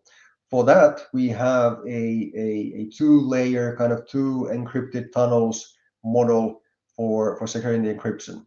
So you don't need to set up VPNs or anything like that. So it's easy connectivity, but at the same time, very secure. We have a whole white paper and technical documentation on that. The details goes beyond my small brains on that. It's a fancy way of doing things. So it's really a centralized platform, and then even more so, I've now been talking a lot about HSMs and all of that, which is really the starting point for the platform, because that's what our customers have been asking from us. But it's not the end of the road for the DPort platform. It's just the beginning. So the whole idea with the platform is that it will be, and it is, the as-a-service platform for all of our technologies. So we will be bringing in things like more payment HSM capabilities, more encryption solutions, key management, and so forth into this platform as we go forward. So then, just kind of coming up to the end of my presentation here. So just a couple of examples of kind of customers, or kind of customer types what we have for the platform. So we have, some of the largest organizations in the world using our DPort cloud platform. But on the other hand, we have a lot of small and medium-sized organizations, even young, small startups using the platform. We have organizations who are very heavily cloud-focused, 100% cloud, nothing on-prem. But at the same time, we have customers who are very, very early in their cloud journey. Maybe they've migrated a couple of applications into the cloud and already then using the DPort cloud HSM capabilities, for example, for that. Equally as well, the verticals in terms of where our customers are coming from is very wide as well. So we have customers from healthcare, manufacturing, media, fintechs, and so forth using the platform. I'm not going to go deeply into the pricing model here, but just again wanted to give you a quick look into that as well. So like I've said, the platform or the depot is delivered through the marketplace, the built-in marketplace, in the form of these dedicated services, which we call tiles as well. You can scale your consumption as you need. As said, we have this free evaluation, free POC account concept as well. So you can freely test whether this platform fits your needs or not. If it does, we can easily convert your account into production. We have a fixed monthly fee, so there's no hidden fees, things like transaction fees or key usage fees, nothing like that. So you pay a fixed monthly fee, and for that you get a fixed capacity package. So you know exactly what you pay for and what you get for that money. So the price includes indeed that fixed capacity package, the committed SLA from us, high availability by default, no additional charges on that, automated backups, a what we call a snapshot ability, which enables you to go backwards a few days into a previous configuration of your platform, disaster recovery, all of those things are included in the pricing. So now coming to my final slide of the presentation here as a form of a summary here. So indeed, this platform gives you very easy access to security. You know, we've done all the heavy lifting for the technology. You can rely on the security behind it because of the fact that this is what we do day in, day out. So you can rely on the technology itself, but also kind of make it easy for yourself. With this automation, orchestration, all of that, what we have built into the platform. So I said, you don't have to be an HSM expert by any means to be able to use this platform. Multi-cloud hybrid support, as we've discussed. You know, compliancy, of course, is something that you know, by default the platform provides, because that's why customers use our solutions. Business model, as said, quite convenient as well. No upfront investment required. All of that. And then we have this friendly marketplace concept, which enables easier consumption of the service. But I said, you don't have to believe my word in terms of how easy it might be to use the platform or whether it will fit your use case or not. But you are more than welcome to sign up for a free evaluation account and see how it works. And of course, we are there to help you in your journey with the platform. So thank you. That concludes my presentation here. I thank you for listening, and I hope it brought you some new valuable information to consider as you go forward in your security strategy development as you go forward. Thank you.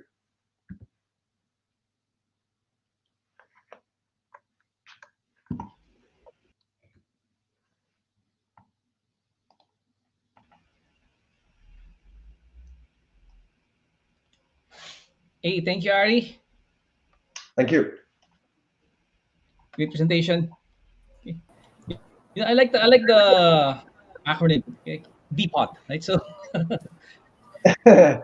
Yeah. right? So I mean, I think that's the way to go, right? I mean, dito, Titos, you know, you've seen a lot of legacy systems, you know, coexist in hybrid environments, right? And at the same time, right? I mean, it's hard to let go of those we call big iron, then, right? So what Ari is showing us that, you know, really hybrid can be managed, you know, especially the risk involved in having hybrid environments, right? As you know, with legacy systems, man, like all the vulnerabilities are there, right? So again, Abet, any comments on Ari's presentation? I'm sure this is the first time you've seen it, right? So it's the first time I've seen it in full. Yeah, definitely. I think it's very groundbreaking. The managed data privacy as a service. You know, Tito's in particular has been talking about that for a long while. So I'm really very interested on what Tito's has to say on that. Ayan na, Tito's is already here. Thank you, Lito and Abed. By the way, we're breaking grounds also, but I admire the way that Thales actually did this program.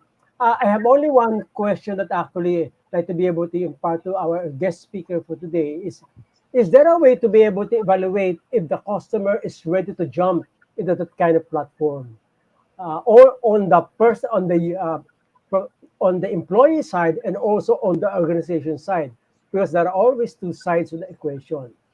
You have a program for that one, please? Yeah, that's a very good question. I wouldn't say that we don't have a, let's say, a program for it, but as we've been doing this for quite some time, we're able to kind of walk through our customers in this this discussion chain, and I think well, it's more of a technical means of doing things, but for example, this evaluation kind of POC, offering what we have, that is something that it often kind of covers, let's say, the human experience side of things, because quite often we see things from especially from the kind of the smaller medium-sized customers who they are definitely they have to face the same regulations, the same requirements as the larger organizations do, but the small organizations don't have the money or the human resources knows how to do these things technically. And that's where this platform comes into play, where technically it helps organizations to deploy it, because you don't really need to have the specific crypto know-how. And that's where a lot of the, let's say, the technical human factor, I think, comes into play. But then to your point on the kind of organizational, let's say, acceptance, yeah, it really comes also down to, well, I do have to say that, I mean, we operate with such a wide variety of customers. So of course we are seeing, we are still seeing a lot of customers, of course, who are not really ready for something like this. It's either their mentality purely, or maybe they are regulatory controlled in such a way that they are not ready for something like this, which is of course then something that is completely understandable. We don't want to fight against that. Hence why we have this hybrid model on our side as well, where our customers can go with our on-prem equipment.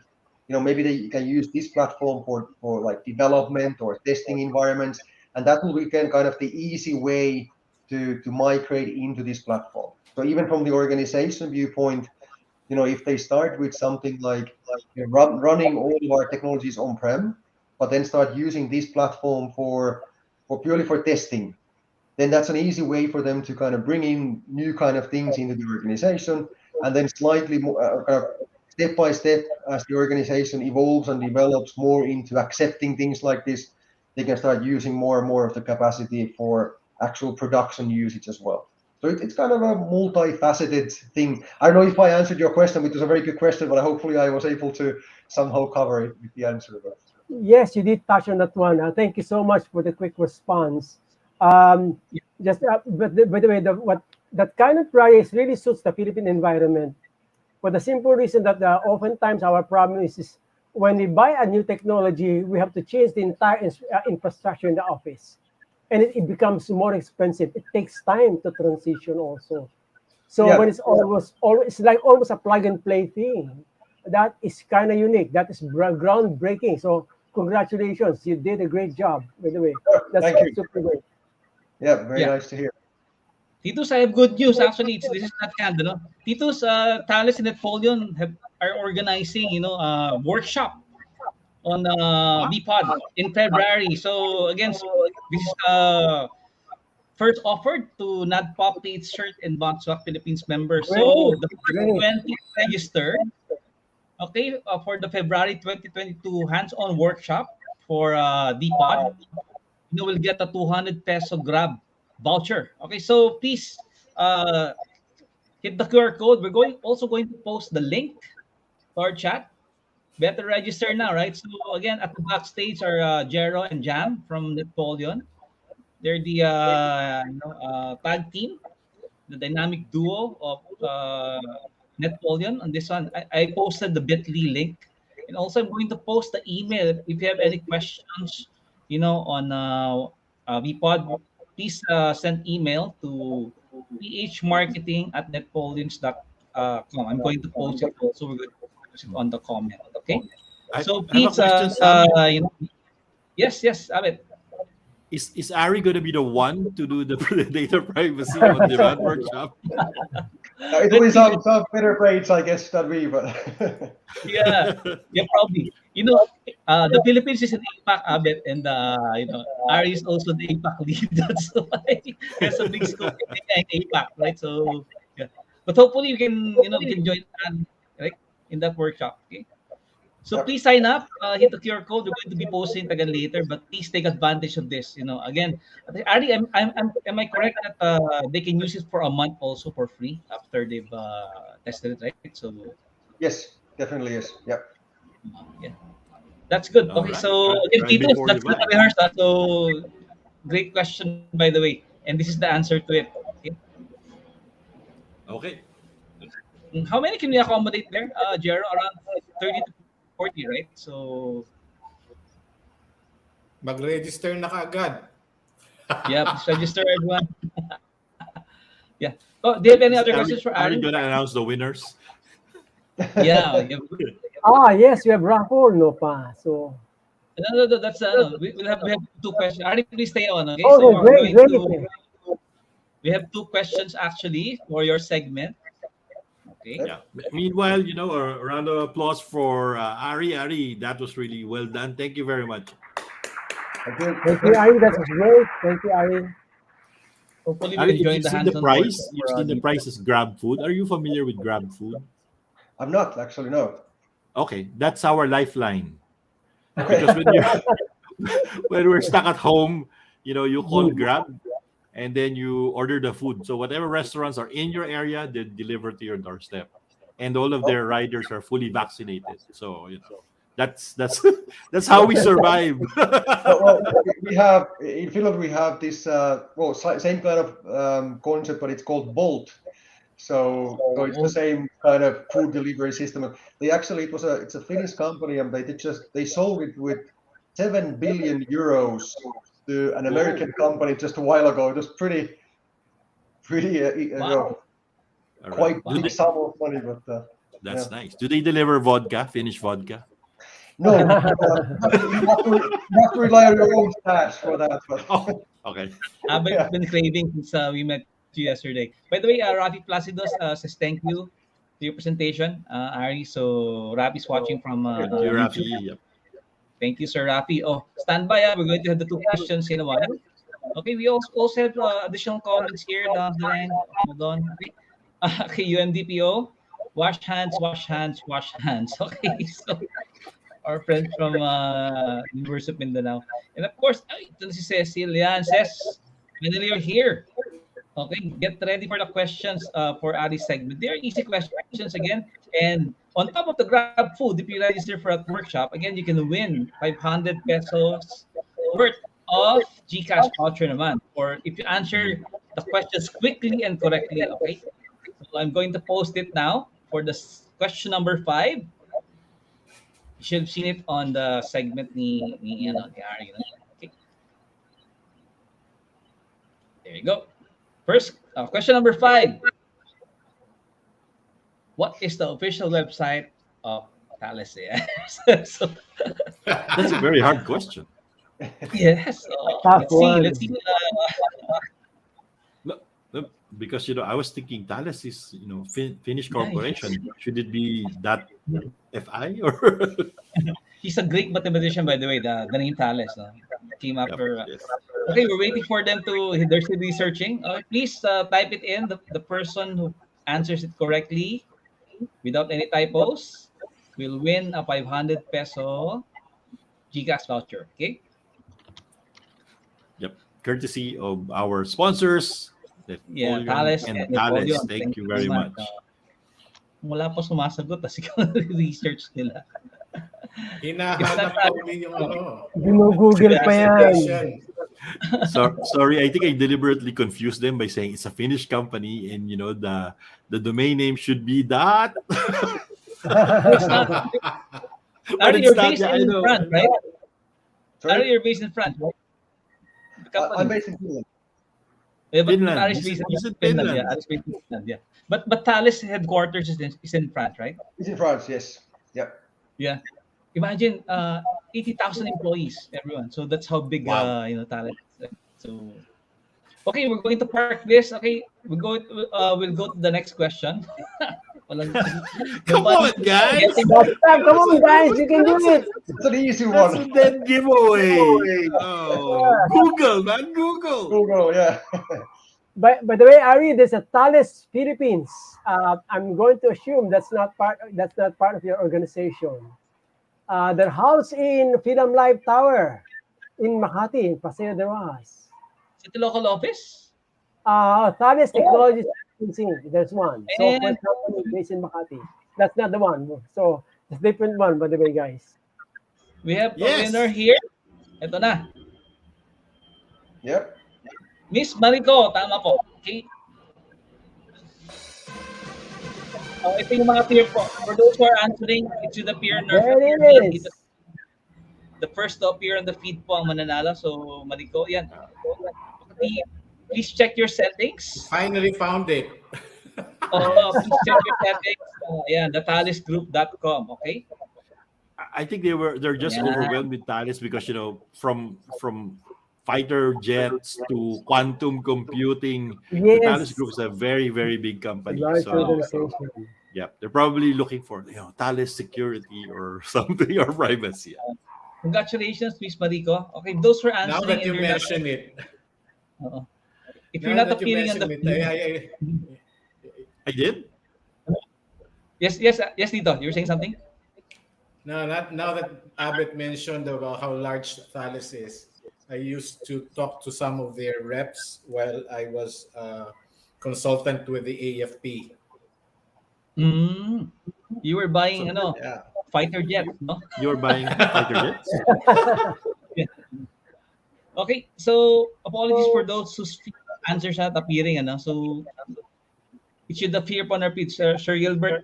Meron pa naman tayong 5 questions, ha? So, but please type it again and see your StreamYard permission, okay?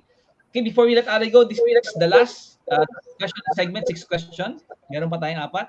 The next question is, again, for the chance to win a 500 peso GCash voucher, what does the OD stand for? Yan po, giveaway na naman yan. Department of Privacy. Public. Oy! Ang bilis ni Sir Happy talaga naman. Wow. Wow, the speed, guys, the speed typing. Oh, Bilis, nice. ang bilis. Congratulations. Oy, sorry. Hindi, si Sir Happy ang nauna sa taas. But, ang bilis umangat eh. Yan. So, ang una po sa aming feed is Sir Rafi Placido. Yan. We'll accept the small caps, no? Speakers, host. Yep. It's fine. Yeah. Yep. Okay, good. We are Yan, case first- insensitive. Okay, sige. Parang mga Gen Z lang yan, di ba? If you notice your kids, they don't use caps in to start the sentence. Sir Rafi, congratulations for winning the first time. Congratulations. Yan. And also, runner-ups, yan si Bon Calder. Yan. Si Gilbert, sumagot din. Okay.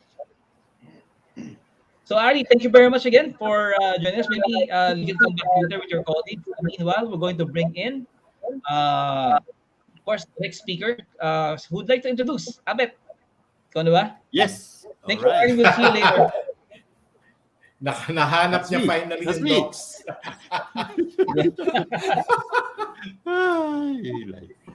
Okay, for our next keynote speaker for solutions. Okay. All right.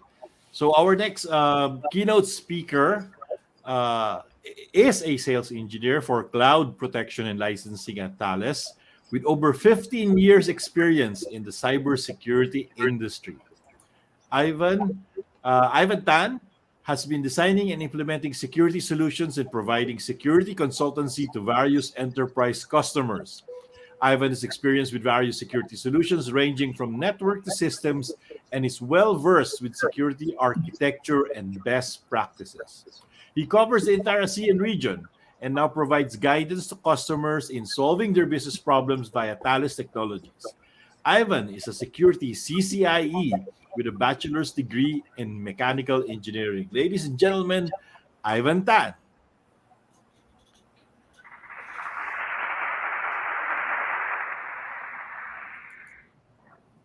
Yeah, welcome, Ivan.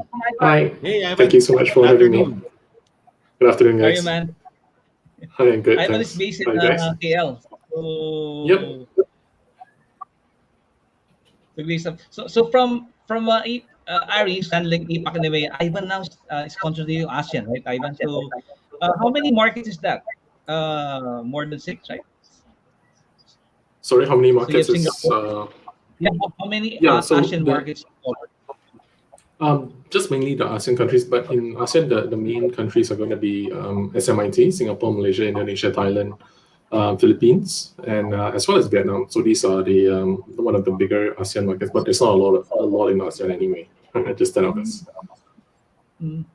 Awesome, so you used to travel a lot, Ivan, before the the pandemic, right? So Yeah, I used to go to Philippines a lot. Yeah, so I really miss the Filipino food, all the Filipino people there. Yep. We miss the Malaysian food as well. that's right. Yeah, Okay, so Ivan, you want it's to been quite a hold while. on? Yeah, and we will be back Sorry? later to on your. We won't detain you further to usher in your presentation, but we'll be back later for comments. So again, let's all welcome Ivan. Yep. Not sure if there's an echo. I'm on a headset.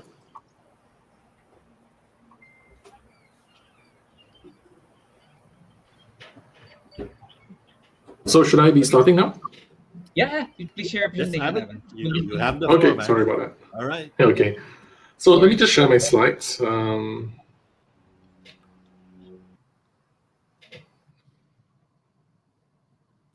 Just give me one moment.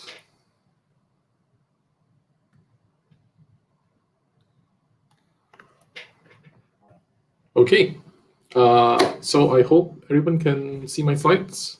Just let me know if you can't. Okay, so yeah, thank you so much for having me today. I'll be talking about how how customers are moving to the cloud and how they can actually protect the data. When they are using all of these cloud resources, right? So all more and more customers are going to the cloud and all these different clouds. So here the discussion is going to be about how to protect your data, right? So we know that more and more sensitive data is being moved to the cloud. Right, so from our surveys, we know that at least 50% of all of these corporate data is in the cloud, and 50% of these data is sensitive, right? And a lot of our customers are actually going to multi-cloud, so definitely more than one. I think Ari has also touched on this. So yeah, all of this really points to having more sensitive information in the cloud, and in the cloud, this is very common, right? We all know that the data is always going to be the customer's responsibility. Right, the cloud provider is going to be responsible for the infrastructure, from the hardware to the OS, but you as a customer, you're going to be responsible for data security. So what do you do about it? Right.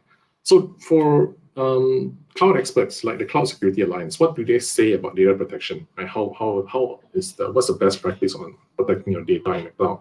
And so the CSA, they are saying that encryption keys shall not be stored in the cloud, but maintained by the cloud customer, the cloud consumer, or an external key management provider. Right? This really points to the separation of duties, where the cloud should be responsible for holding your data, but they shouldn't be owning your data. Right? So you as a customer, you should be owning that data. And how do we own the data? Right? So that's going to be through encryption. Right? With encryption, you as a customer, you hold the key. If you hold the key and not the cloud provider holds the key, that means that you own the data. The cloud provider has no access to your data without the keys. Right? What does Gartner say about the data protection in the cloud? Right? So there's a lot of different options when it comes to data protection in the cloud. A lot of different approaches. Right? So the first approach, the most basic approach, is really using the cloud providers their own key management. The cloud providers HSM. So the cloud providers have their own HSM. They have their own key managers. Right? And you as a customer, you can use them, which is it's very simple to use, right? Because it's all provided by the cloud provider. But that is actually, based on from Gartner's point of view, it is actually the least control that the customer has, right? There's least amount of data residency, right? If you want to have a bit more control, a bit more have more high levels of data residency, you want to go to a BYOK approach, right? As what even Ari has pointed out. A BYOK approach means that you generate your keys and you allow your the cloud provider to use these generated keys. So you have a bit more control on these, the keys that are used, right? But even a more control is using multi-cloud key managers. So this means that you're not restricted to one cloud, right? A multi-cloud key manager allows you to have multiple control of keys in multiple clouds, right? And on for even the highest form of control from Gartner's point of view is to use the multi-cloud key manager with the HSM, right? So we'll expand on that a bit later, right? So in this slide here is from our point of from the Thales point of view, it's very similar, maybe just slightly different. But what we see, right? There's always going to be this 5 pillars here, right? So it's going to be the first approach, the most basic approach, is really going to be the cloud native encryption service, where you're going to be using the cloud provider, and you're going to be enabling the encryption provided by the cloud provider, right? So it's very simple. You don't have to really configure anything. You don't have to worry about key management. The cloud provider does everything, right? So it's very simple, but there's very little control by the customer. The customer can't control anything. The customer just knows that the cloud provider is storing your data and is encrypting your data for you. Right, so that's very simple. So if your customer wants more control of their data, then they can actually have the option of managing the keys that are used by the cloud provider. So this is the basic key management in this pillar, the basic key management.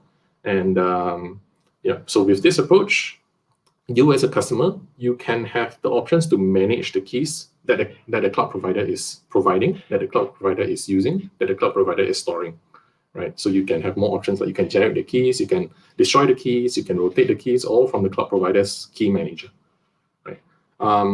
Thales has solutions available to make things easier for you, because you as a customer, you are going to be multi-cloud users, and that's what I kind of pointed out earlier. You're going to be exploring all these different clouds, because you don't want to be tied to one cloud. So most of the time, you're going to be using multi-cloud providers. And the management of this is going to be a bit more complex, right? So we have solutions to reduce that complexity. We have one platform that can help you manage the keys for all the different cloud providers. It can be AWS, Azure, Salesforce, Google Cloud, IBM Cloud, all of this, right? So that's the CCKM solution, or the CipherTrust Cloud Key Manager solution, that manages the native key management, right? So make no mistake, the keys are still going to be stored in the cloud provider. The data is still going to be stored in the cloud provider, right? A bit for the next step, a bit more control, is to do the BYOK, right? So the BYOK is where you still use the cloud provider's key manager, but you actually generate the keys, from on-premise. You generate the keys yourself instead of relying on keys generated by the cloud provider. So that gives you some more control, because you know that the keys you generate are unique. You know that these keys will never be used by anyone else, any other tenant in the cloud provider, right? So that's the BYOK approach. And with the Thales solutions, our CCKM also helps you to do the BYOK, right? It allows you to generate the keys on premise with your own appliance, with your own HSM. Our Luna, the DPOT, the DPOT is what Ari has spoken, is also capable to do the BYOK, right? So we can do BYOK. The next step, which is a much stronger approach in terms of data protection, is the hold your own key approach, right? So this hold your own key really means what it says. Customer holds their own keys. In the previous approaches, the previous methods, the cloud provider stores your data. It holds your key, right? Everything is stored by the cloud provider. The cloud provider technically has access to all of your keys and data, right? With the hold your own key approach, you as a customer, you hold the key, the cloud provider holds the data. So there's a very clear line of separation of duties there, right? So with this approach, it's much, much more secure. You can be assured that there's no way the cloud provider can access your data because you hold the key, right? Right. So that's the hold your own key approach. And unfortunately, this hold your own key approach is not available to all of the cloud services. It's only available to certain services in the cloud provider that they have enabled the HYOK for. So for example, we have the Google Cloud EKMS. So for the GCP, they have the hold your own key approach for certain services, not all. In Azure, we don't have HYOK for most of the Azure services except for the Office 365, right? All the collaboration, right? In Google, there's also the collaboration offering, which is what they call the Google Workspace or the G Suite, right? So we also have a hold your own key for those offerings, those limited offerings, right? It's a very much secure approach, but unfortunately you can't apply it to all of the offerings by the cloud provider. But it's still something good, right?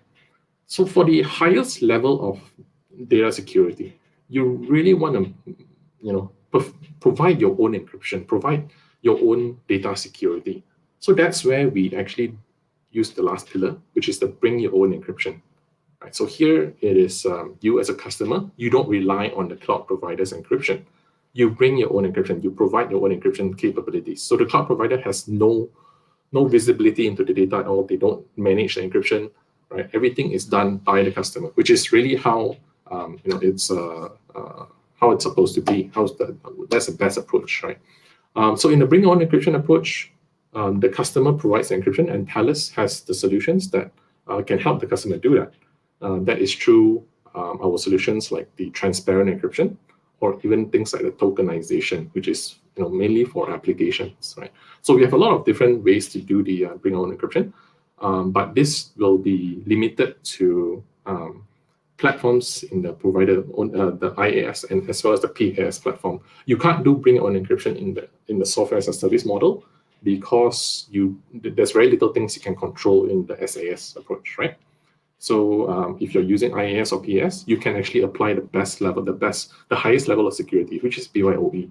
So you really want to, sometimes you're going to be wondering which model do I apply for my data?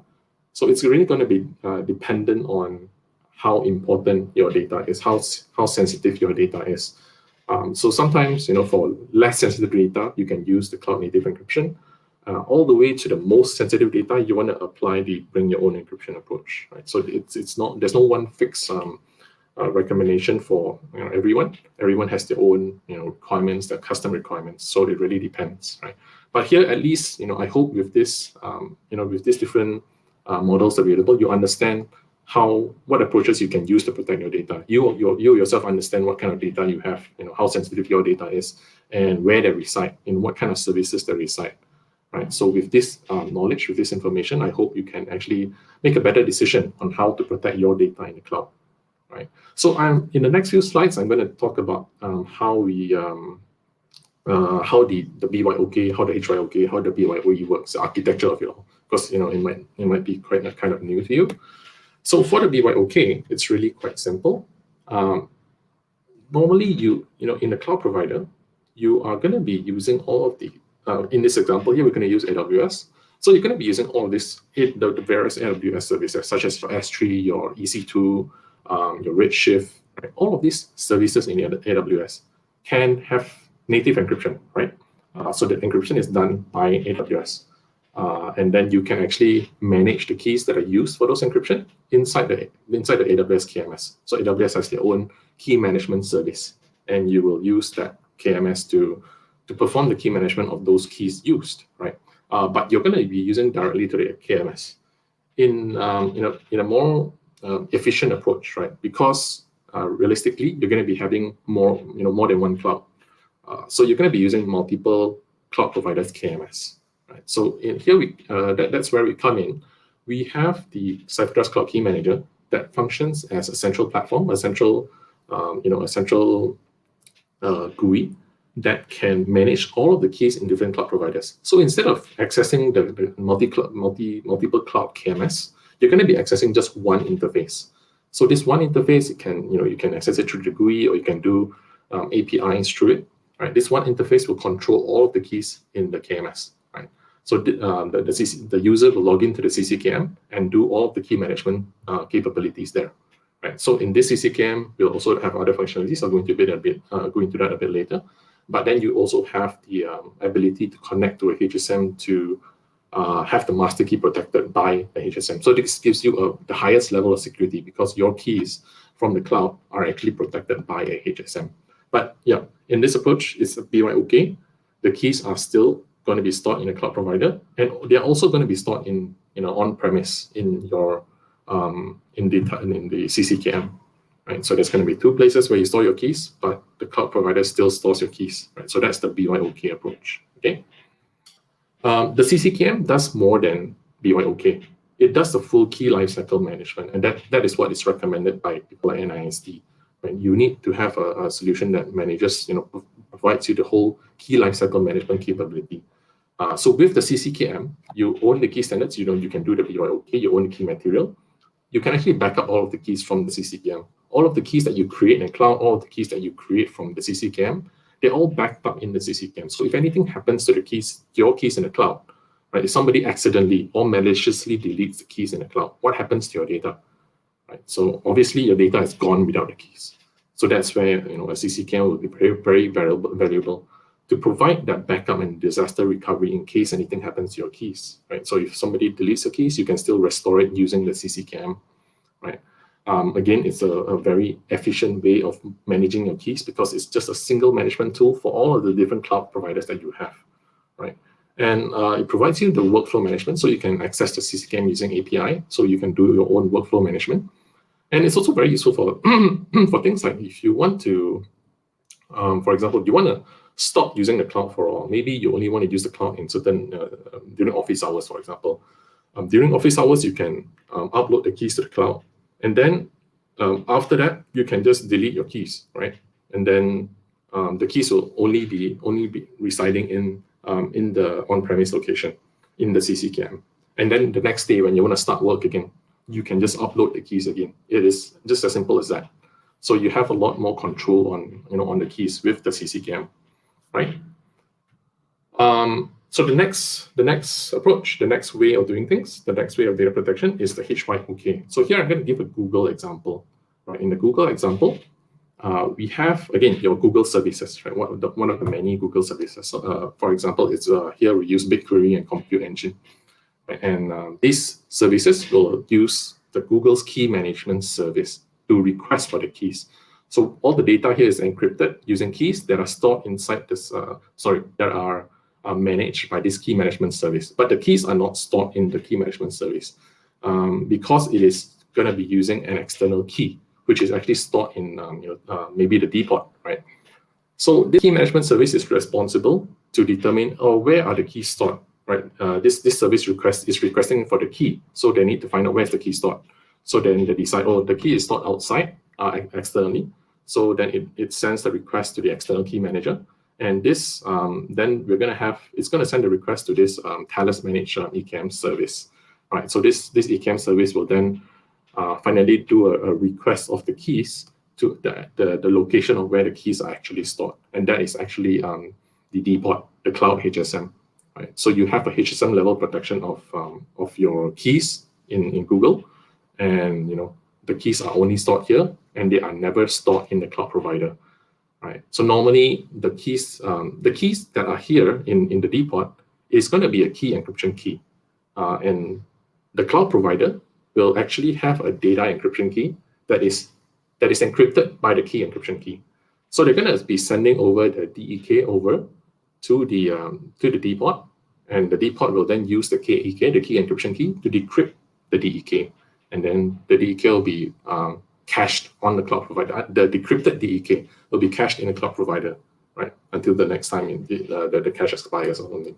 Right, so that's overall the architecture of how a HYOK works, right? In Google, we have not just the GCP. This concept is actually for the Google Cloud platform, but in Google, there's also the thing called the G Suite, right? The G Suite or the Google Workspace. So the Google Workspace is the offering from Google for the collaboration functions, such as your Gmail, such as your Google Drive, right? All of the Office documents that are stored, they're all inside the Google Workspace offering, right? So with that, the Google Workspace offering, we also have a HYOK approach, right? So this is what we call, Google calls the client-side encryption, right? So in the client-side encryption, it works very similar to the example I showed earlier with the GCP, right? We have the key stored inside an external key provider. But there's also the additional option by Google that allows you to perform the authentication outside of Google. Right, so here we have two external items. One is the external key storage, and one is external authentication. Right, so Thales can provide both of these external, external items, which is the external key manager and the external authentication. Okay, so the workflow it's like this, right? First of all, the user logs into the Google Workspace with their browser, with Google Chrome, right? And then they're prompted to authenticate with the external authenticator, which is our SafeNet Trusted Access, right?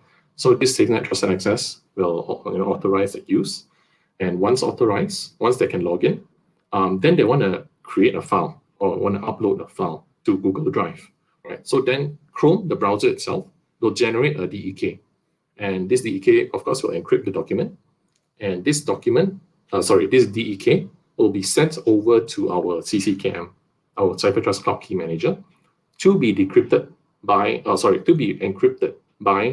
the KEK that resides inside the CCKM. So the external key, right? That's one external key. Then this CCKM will encrypt that document. Will encrypt that key, that DEK, and that DEK will be then, the encrypted DEK will be then sent back to the browser to be stored together with the encrypted file. Right? So this encrypted file is going to be stored inside Google Drive, and they're going to be stored together with the encrypted DEK.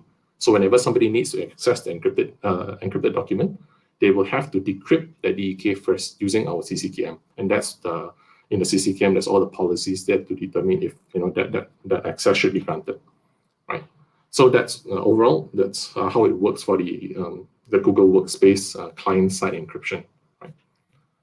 In Azure, we also have another form of hold your own key. So that's Azure's way of doing things, right?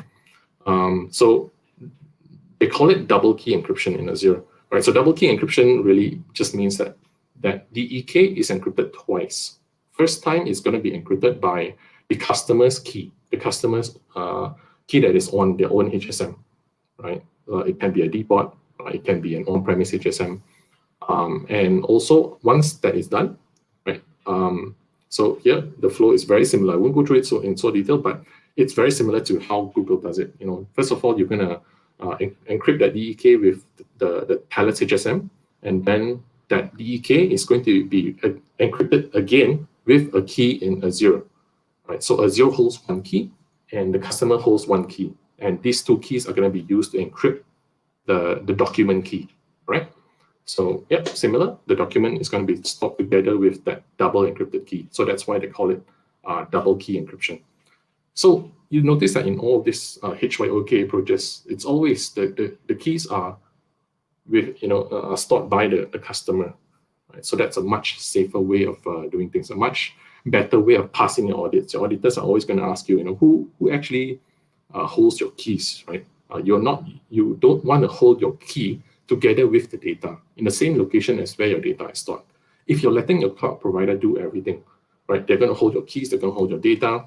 That's really no separation of duties there, right? So that's really important from a security standpoint, right? So that's all about the HYOK approach, right? So the next is the BYOE approach, the bring your own encryption approach. Right? So here is where customers provide their own encryption, and Thales helps the customer do that with the same platform, right? Previously I was talking a lot about the CCKM. The CCKM is actually just a module inside this key manager called the CyberTrust Manager, right? So it's just a microservice inside the CyberTrust Manager. So with one solution, one CyberTrust Manager solution, it can provide the cloud key management as well as the BYOE approach, right? So in the BYOE approach, we just install an agent onto the cloud's the cloud instance, right? You have an IaaS instance here. We install an agent, and that agent will be providing the encryption as well as access control. Because what is the point of encryption if you don't control the access to the encrypted data and control the access to the keys, right? So it's very important to do access control with your encryption, and our encryption does that. So this will mean that I'll go into a bit more into that. The next approach is to use the application encryption approach, where you have an application server that wants to do the encryption. then we provide a crypto server, and that crypto server provides serves the REST API. The REST API is that can do crypto processing, right? So instead of doing your own crypto processing on the application server, you send all of your crypto processing to the crypto server, right? And all of these keys, right, whether is it from the IaaS server or our agent or the crypto server, all of these keys are going to be stored inside the on-premise Cipher Trust Manager. So you have that separation of duties there. The cloud provider doesn't hold your keys, you hold your key, right? And these keys can be again protected by a HSM. Okay. So a bit deeper dive into the file system encryption, the agent approach that we install on the server that we want to protect, right? So that agent is going to be responsible to provide the encryption as well as access control. And with that, right, we can restrict certain users from actually decrypting your data. So we're always going to want to prevent privileged users from accessing your sensitive data. They have no business reading your sensitive data. So when the data is protected by our agent, whenever the privileged user wants to open up the file, they will only see cipher text, right? At the same time, at the same content, same file, if the approved user and process tries to open up the file, they will see clear text, right? So all this is happening real time. It's very efficient, it's very fast, it's almost no impact to your performance, right? And also at the same time, it prevents ransomware from attacking your servers, right? Because we have access control, we only whitelist the permitted applications and users to decrypt your file, to access your file, to write to your file, right? So when the ransomware is not in the whitelist, then they cannot access your sensitive data. They cannot do their own encryption. Right? So this is a very effective way of providing ransomware protection to your servers as well, right? So with this transparent encryption, we provide encryption, we provide access control, we stop ransomware, at its tracks, right? So tokenization, right? That's the last, I think, one of the last things I want to talk about. So tokenization, we provide a way for your application servers to do encryption, right? This happens at the application level instead of the file system level. That in this diagram here, the protection is at the file system. Right? We can also do the protection at the application level. And with tokenization, the data is stored in a database as tokens. So if that database is compromised, then you don't lose anything. If somebody steals your database, they're only stealing tokens, right? Then in order to access the data, your application has to request that token from the database, and then send that token over to our crypto server to be de-tokenized, and then they'll get the full de-tokenized value. And we also have dynamic data masking, where certain people should not be able to access the full data, right? So our solution can actually help you to mask that data and only show maybe the last four digits, for example. So yeah, that's the BYOE approach, where you actually do your own encryption instead of relying on the encryption, by the cloud provider. Okay. So finally, this is just the overall architecture of the platform that I've been talking about the whole time. So the platform is really called the Cipher Trust Manager, and that Cipher Trust Manager can provide you the key management for all of the cloud keys, the multi-clouds that you're using. All of those keys can be managed by the CCKM. The CCKM can do things like your BYOK, can do things like your HYOK. We can also do a BYOE using the file system encryption. We can also do BYOE using the application level encryption. Right? All of this can be connected to a HSM, the Luna HSM or the DICT, depending on what kind of model you prefer. And lastly, we also have the module for data discovery. So if you need something to help you find where your sensitive data resides, you have the data discovery as well. Right? That's just natural. In order to protect your data, you need to know where the sensitive data is located. Right? So that's the module that can help you. So I hope, that's all from me. I hope that I haven't taken too much time. And thank you so much. If there's any questions, I'm happy to answer them.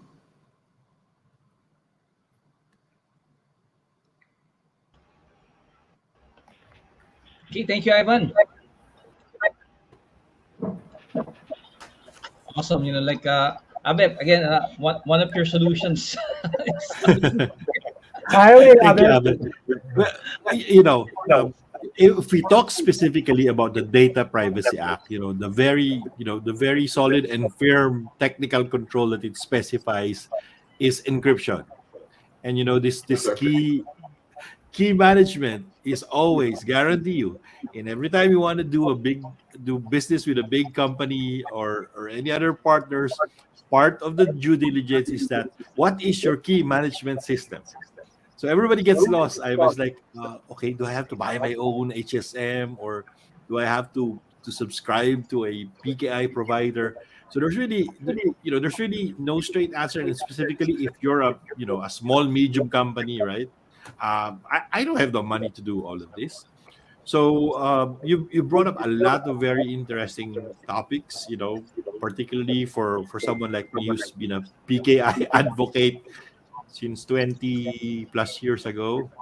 Okay, that actually revealed my age. Sorry, uh, but like hold your own keys and bring your own keys. I mean, bring your own keys is a fairly good topic, but hold your own keys, also known as key escrow, right? If that's the old term we use. uh, Yes. is before you haven't really thought of before, because people want to hold these keys close to their hearts. I don't want to trust the keys to anybody. But as Which you is good. said, yeah, times have changed, and it's all always going to be because of a balance of efficiency and complexity. Of course, not to mention cost, that's already there. But I like the way these options are now available, specifically for compliance. Definitely for compliance, Titus will agree. Your data address is prime. It's a prime directive for any of the data compliance requirements of our law. Mm.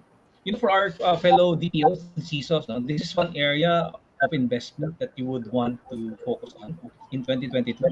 Abet, Titos, and Ivan, I don't know if you watch it, but when I was presenting, it reminded me of the Keymaster in the Matrix, right? Oh, okay. I Yeah, thought yeah. because of your age, it was the Keymaster in Ghostbusters. In the gatekeeper, right?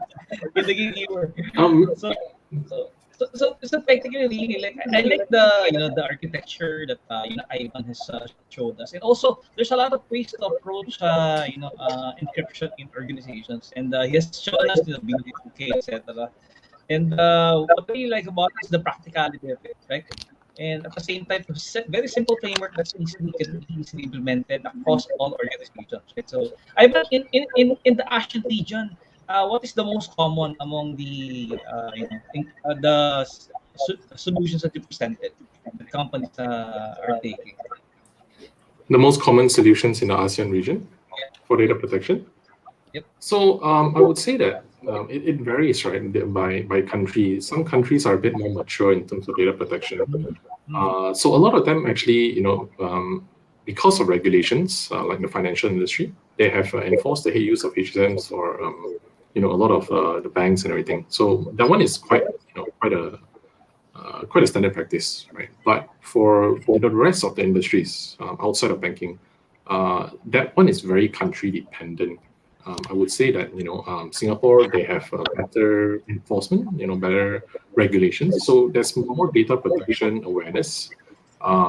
Philippines is definitely getting there, right? But when they have more data protection awareness, then they'll be using more solutions like ours, more key management platforms, right? So they'll, sometimes they'll be just using a simple thing, like maybe the Oracle, the native encryption, like the database native encryption. Right, then it doesn't involve a lot of key management. It's just like how do you say key management for just one solution, right? Silo solutions, right? But when things grow, or when there's more regulations involved, then they'll be moving on to a platform solution like ours. So our platform solution is definitely growing, and it's getting more and more popular. Singapore is a bit more mature in that sense, right? But Philippines is getting there. So we're seeing a lot of interest from our Philippines customers, starting from the big companies, of course, right? The big conglomerates, they are the ones using our solutions, our key management platform, right? So for the smaller players, there'll be more to silo point solutions, because things cost, of course, right? Yeah. But for when things they want things to be efficient, then they'll be going to our solutions. I also like the multi-vendor partnership. Yeah, with the different ecosystems. Like you have a Google ecosystem partnership, of course, Microsoft to Azure, and of course AWS. Right? So, companies are similar. Right? It's multi-vendor. Mostly. Right? So Exactly. having you there, to again make sense in all of those keys that they need and encryption that they need. Really is going to help a lot. Right? So, yep. Titos, anything else for? No, I was just gonna say, if you've never heard of Thales, then you'll probably been hiding a rock from all your life, because they are widely well known in the financial industry. In fact, banks always uses their HSM, their hardware security module for key cryptography function. So that's really where Thales solidly stands on, and ask any bank.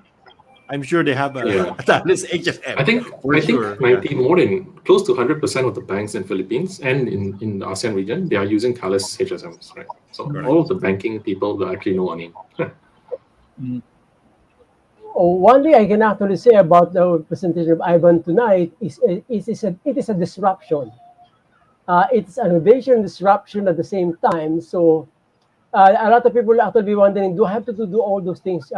Abbott actually sum up some of the apprehensions at the start, but ultimately people get adjusted to it. So it's only a matter of time that these things actually becomes a standard for a lot of organizations. So congratulations, Ivan. That was a great eye opener for everyone. And we always view that if you don't want to get disrupted, you disrupt it yourself, and you have done it today. So thank you, Ivan. Yep, thank you. Thank you, guys. Pleasure to be here. Rafi Placido says thank you too. Ivan, on your presentation. And we have Dr. Cathy Bonifacios here. So good evening, Dr. Cathy is also watching. Ivan, we're going to invite them again to the workshop on the BPOP, happening in February. So I'm just going to post the slide again, so they can. There you go. So again, for the first 20 registrants of this the workshop, you can get a chance to receive 200 peso grab food, right? So just hit the QR code or type in or click on the link that we posted earlier for the BPOD workshop, happening February 2022, organized by Thales and NADPOP. Okay, Ivan, before you go, 2 questions. Okay. Oops, sorry. What does CCKM stand for? Okay, they saw that. I hope you did say that. Okay, you have a chance to win 500 peso GCash voucher. Just shown a bit, but again, it was in Ivan's presentation. What does the Thales CCKM stand for 500 pesos for the GCash vouchers? No typo, please. No typo error. Okay. Going to wait for the answer. Rafi Placido, you can still win. Okay, he was our Q6 winner. Okay, CCKM. You can Google it, or you can replay, our show. Okay, let's see if they remember Ivan's presentation. 500 pesos worth. It's like $10 US, Ivan. Oh, Joner answered, but that's not correct. Okay. It's close. Again, our speakers here. But Ivan, are you near the Petronas Towers in KL? It's about 20 minutes away from where I stay. My office is just, I think, my office is like maybe a 10-minute walk away from the KLCC, from Petronas Towers. Yeah, you don't like to be there during rush hour, right? I never like to be there. Yeah, I know. We have a winner, everyone. The first, naunahan kayo. Okay. On top of our feet is, mabilis to. Yan, Sir Rafi Placido, Cyber Trust. Correct. So, muntik na si Miss Marico. Cyber Trust Cloud Key Manager for our question number 7. Yan, nakadalawa ka na, Sir Rafi. Congratulations. Maximum of 2 lang po to give a chance to others. Okay? For question number 8, again, we're going to get this from Ivan's presentation. Everyone, are you ready for question number 8? This system protects your data with 2 keys. It can be the acronym, or you can type it in full. This system protects your data with 2 keys. It's also in Ivan's presentation. So, anong hula mo, Abet? Titos, what's your guess?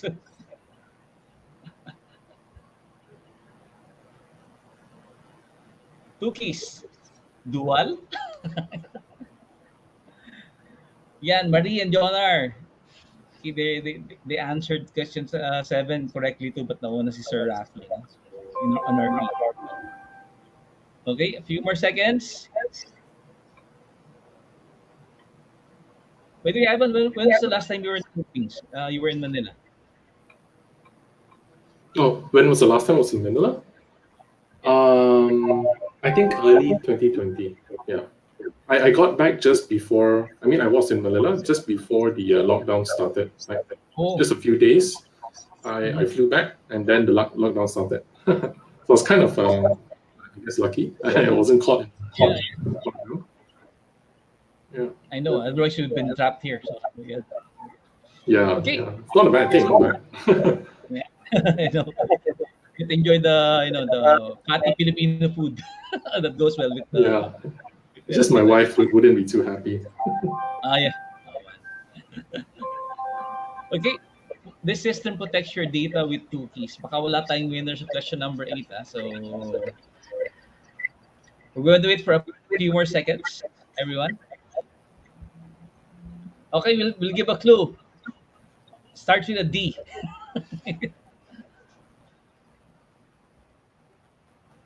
Okay, it's 3 words. Wala pa rin. Baka mabagal yung connection also, right? So malapit na, Sir Raymond. It's a bit hard to Google that. It was in the first day. Malapit na. First I'll give the acronym, right? Huh? First letter daw. They're asking first letter, first letter, the first word is D, right? Second word is K. The last word is E, right, Ivan? So, it was there.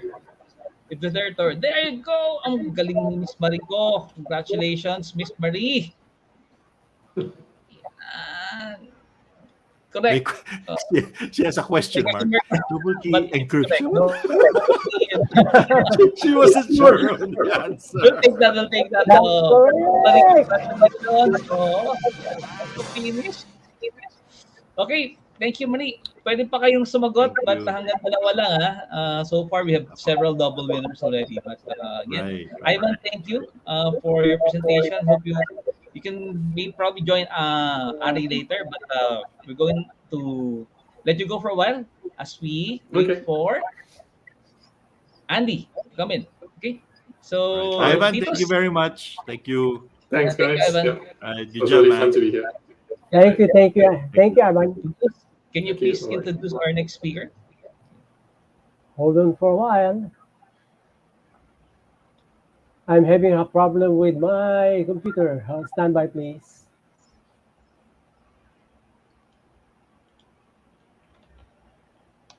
Alam mo, Sam, namimiss ko sa Malaysia.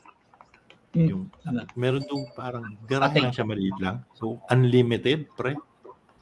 Oh.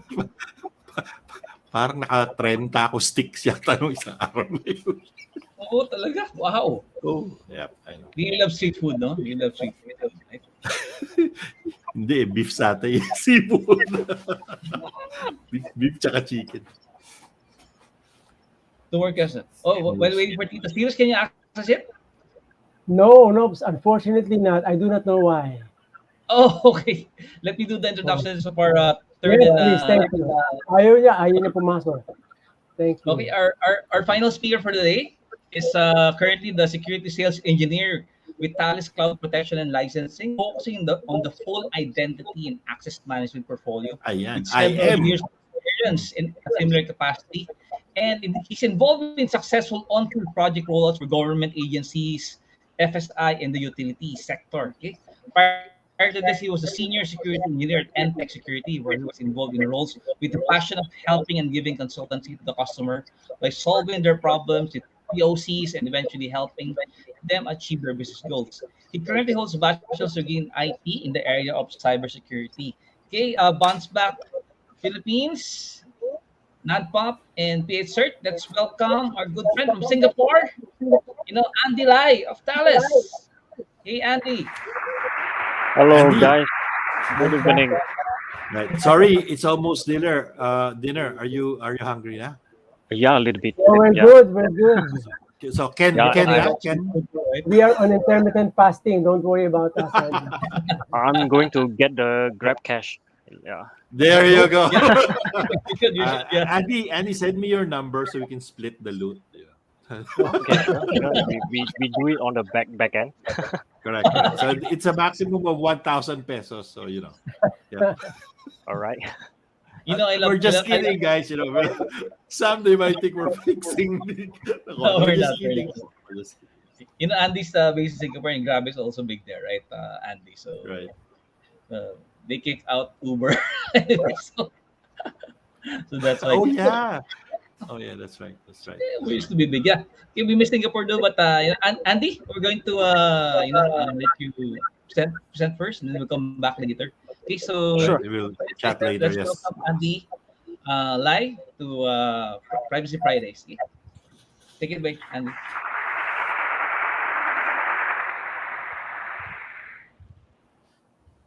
So, can you see my screen right now? Just a screen check.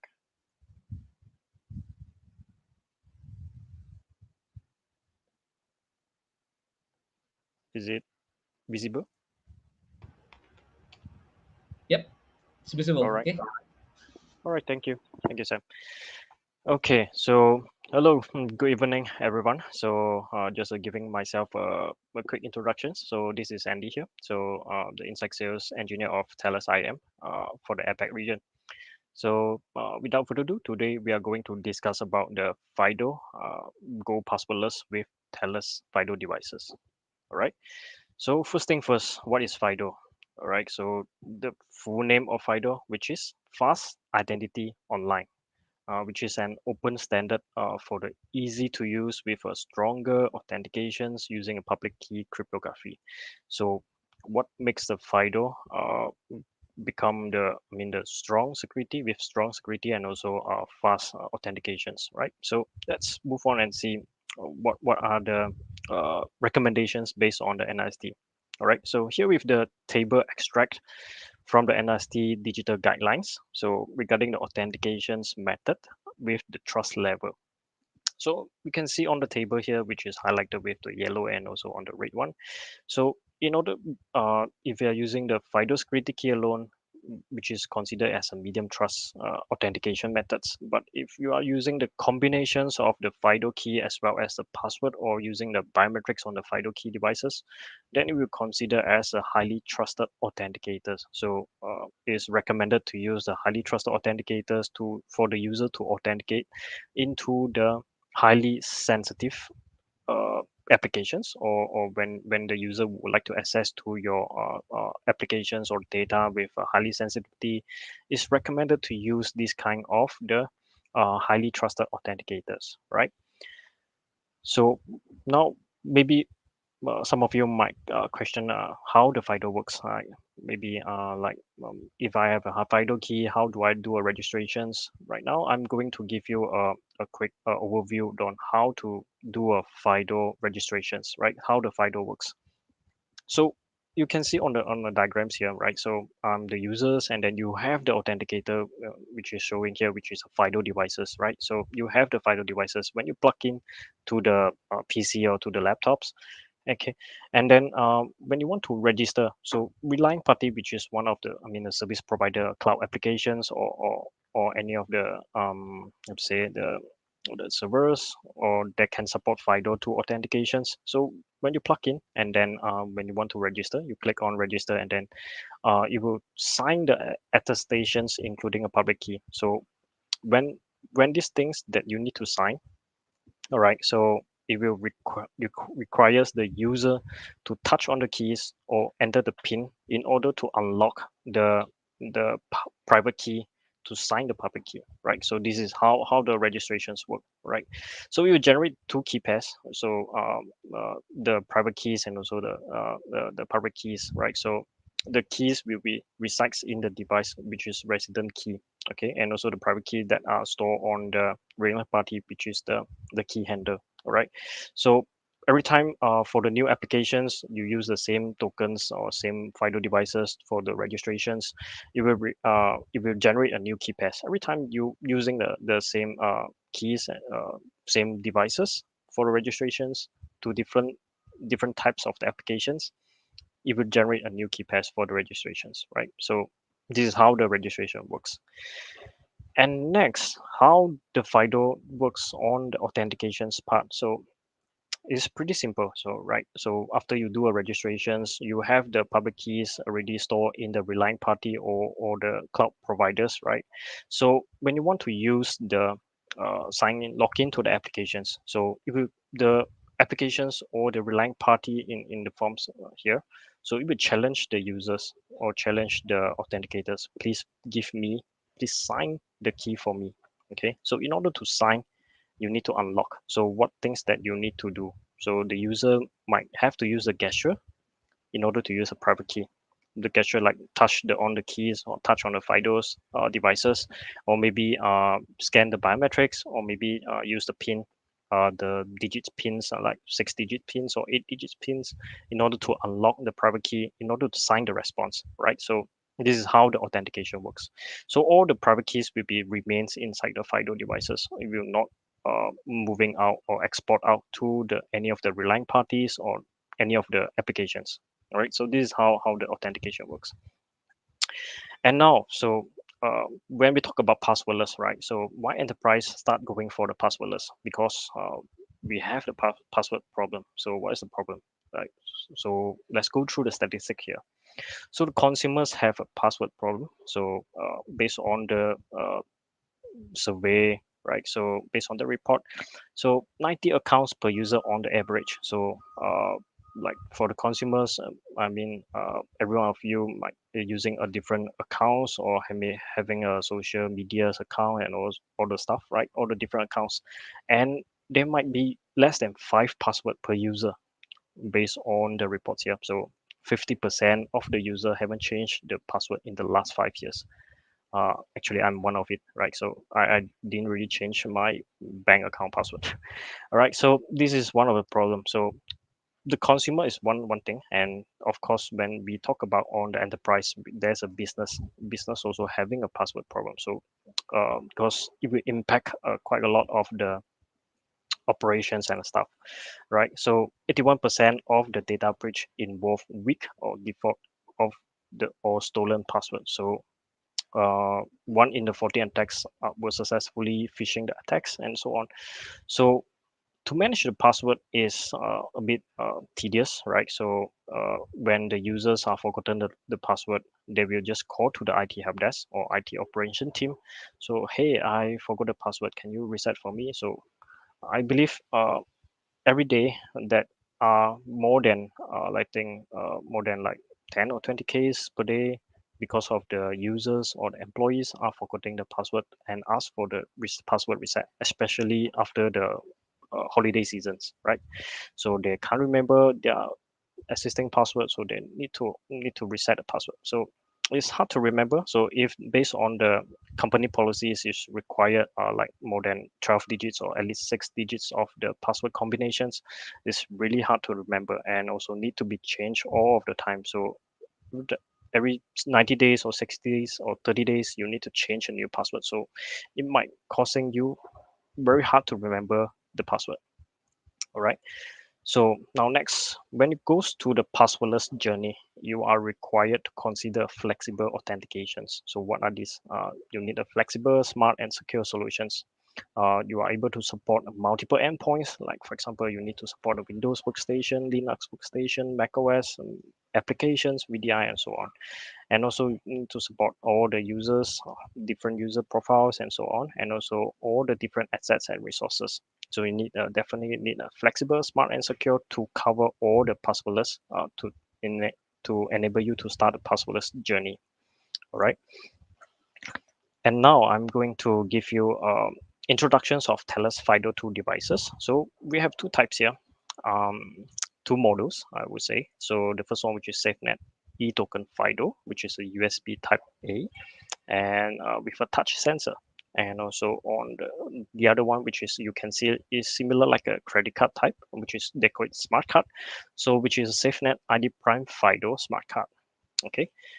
So here, right now, so you can see there are three variants in these two format. So the first one, e-token FIDO, as I mentioned, so it's a USB FIDO token, FIDO2 devices. So you can secure with the Windows logon, you can secure with the applications that can support FIDO2, and also with the FIDO2 and U2F certified, and also with the touch sensor, so which means it's a possession based. So when you do the authentications, the user required to key in the pin as well as touch the sensor in order to log in to perform the authentications. Right. So on the next evolution, so in the roadmap, Thales will be launching the USB-C Type C FIDO2 devices as well as the capable of the NFC. So when we talk about NFC, because most of the tablets or the mobile devices are able to support the NFC. So when the users or when your staff are traveling around and then maybe they need to access to the corporate resources using the BYOD devices, bring your own devices, such as the mobile devices, tablets. So they can use the same FIDO devices, FIDO key, scan with the NFC for the authentications. All right. So on the next one, on the middle one, which is ID Prime 3940 FIDO or 3930 FIDO. So this is the smart card based type of the hybrid solutions, which is consists of the PKI authentications. You can use it for the PKI features as well as use it for the FIDO authentications. So they are both is a hybrid, right? And also with the NFC readers, with the NFC contactless mode, so you can use the same NFC devices for the PKI authentications, certificate-based authentication, or using for the FIDO authentications. And the last one, so both of them are quite similar. Just one thing that you have to remember, which is this one. All right, so which is the physical access. So for the 3941 and also 3931, it consists one more thing, which is physical access. So you can use the same cards that you log into your machine, you log into the applications, and then you can use the same card to access to your office. You can access to the data center, you can access to the buildings, all in one card. All right, so this is the Thales FIDO device variants and the models. Next, we're going to talk about the FIDO authentications, the benefits of using the FIDO authentications. What are the benefits, right? So,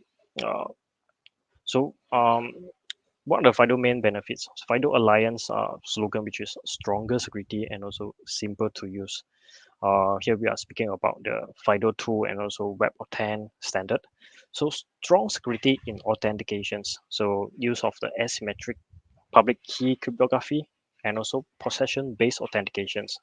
So every FIDO consists of the cryptographic key, public key, right? So what is the possession-based authentication? Which is you need to have this thing in order to do authentications. You need to provide this thing, or you need to have this thing with you. Then only you can proceed to do authentications. That is called possession-based authentication. All right. So on the next one, which is anti-phishing. So the keys are bind into a domain. So any of the fake domain, the authentications will fail. So this will prevent the anti-phishing. On the next one, the prevent the man-in-the-middle attack. So the keys are always stored locally in the FIDO devices. It's not possible to export out the keys. So it's only able to, to unlock, to use the private key in order to sign the attestations. So also eliminates the dependencies on the server-side credential. So it makes the FIDO keys secure. And lastly, it's simple to set up and use. So you just, when doing the registrations and enrollment, so you just need to plug in the FIDO devices into your laptop, or no matter you are using the NFC readers or NFC contactless mode in order to set up. So just place on the NFC side and or plug in through the USB slot, and then you can start setup. And also this will also remove the password as a replacement for the pin, right? So you can use the pin to replace the password. So when you just do the authentication, you just key in the pin and also touch on the FIDO devices, and then boom, you are logged into the system. All right, so the FIDO, which is the open standard, and no infrastructures needs to be deployed in your environment. So which means the plug and play. So you just need to purchase the FIDO devices or FIDO tokens, and then you are able to ready to go to do the enrollment or setup for the applications that already support FIDO2 authentications. Now on the next slide, we'll talk about on the FIDO authentication use case. So what are the use case? So the first one, which is computer login. So Windows log on using the Windows Hello, or Windows log on using the external security key. So which is part of the security key authentication, security key login for the Windows devices. And also authenticate to the cloud services, like for example to Azure AD accounts, they can support security key FIDO devices to log in. And also any web applications that are able to support WebAuthn, or they call it FIDO2. Okay. And also the use case for going for the passwordless, because you are not required to remember any of the password. You just have to remember to bring your keys and also the pin in order to log in to your system or to the applications. And also the next one, which is combine the FIDO and with other use cases, which is PKI authentications. So that's why Thales come out with the variants of the FIDO devices together with the PKI, which is a hybrid model. So you can use the PKI authentications as well as the FIDO authentications in the same smart card or the same devices. Okay, and the last two, which is the banking authentications to the banking website. So in the EMEA regions, which APAC regions, some of the banks are already launching the FIDO authentications to the consumer. So the clients, the bank clients, are able to authenticate to the banking to check the accounts using the FIDO devices. Same goes to the CIM use case, which is consumer IAM use cases. So let's talk about on the combined use cases. So there are two things here. So based on the Thales FIDO devices, hybrid devices, which is from the PKI to FIDO. So we comes up with the ID Prime FIDO smart card, which is the hybrid smart card, consists of two authentication methods with PKI and also FIDO, these two features. So it's for the easy migration. So let's say the organizations, they are currently using the PKI, and also they would like to go for the FIDO because of the easy of the management and the low total cost of ownership and so on, and also can be support both technology in the same time. Okay, so this is a combined use case one, and also the other one, which is converge batch. So what is that? So like for example, you have the you join the company, and then you have the badge, like having your profile picture, and so having your name, and so having your title in one of the badge card, right? So this badge card is quite useful for the large organizations. So because all consists of all the authentication methods in one card. So the user are able to using the same badge for the physical access as well as the logical access. For example, using the same card to access to the office building, and also using the same card for the VPN authentications, using the same card for the cloud applications authentications, or maybe access to the endpoint devices using the FIDO authentications. So it's simple to carry and also all in one card. So combined with the PKI usage. Now, some of you might having a questions like what are the differentiations between the PKI and also FIDO. So here is a quick table. I mean, a small table give you the overview on the comparison between the PKI and also FIDO. So on the use case side, so you can definitely see the PKI can do more use cases because FIDO is still quite new in the market right now. Of course, based on the use cases, the support for the PKI, which is more like the machine logon, VPN, document e-signing, email encryptions, and also encryption and decryption. So this is the use cases that can be done in the PKI part. And also let's take a look on the FIDO. So it can do the authentications to the web services that can support FIDO, and also for the Windows login. Okay, so this is the only use cases right now. And let's go for the ecosystem part, right? So for the PKI, the key itself are not able to do authentications. Of course, we need to rely on the certificate authority.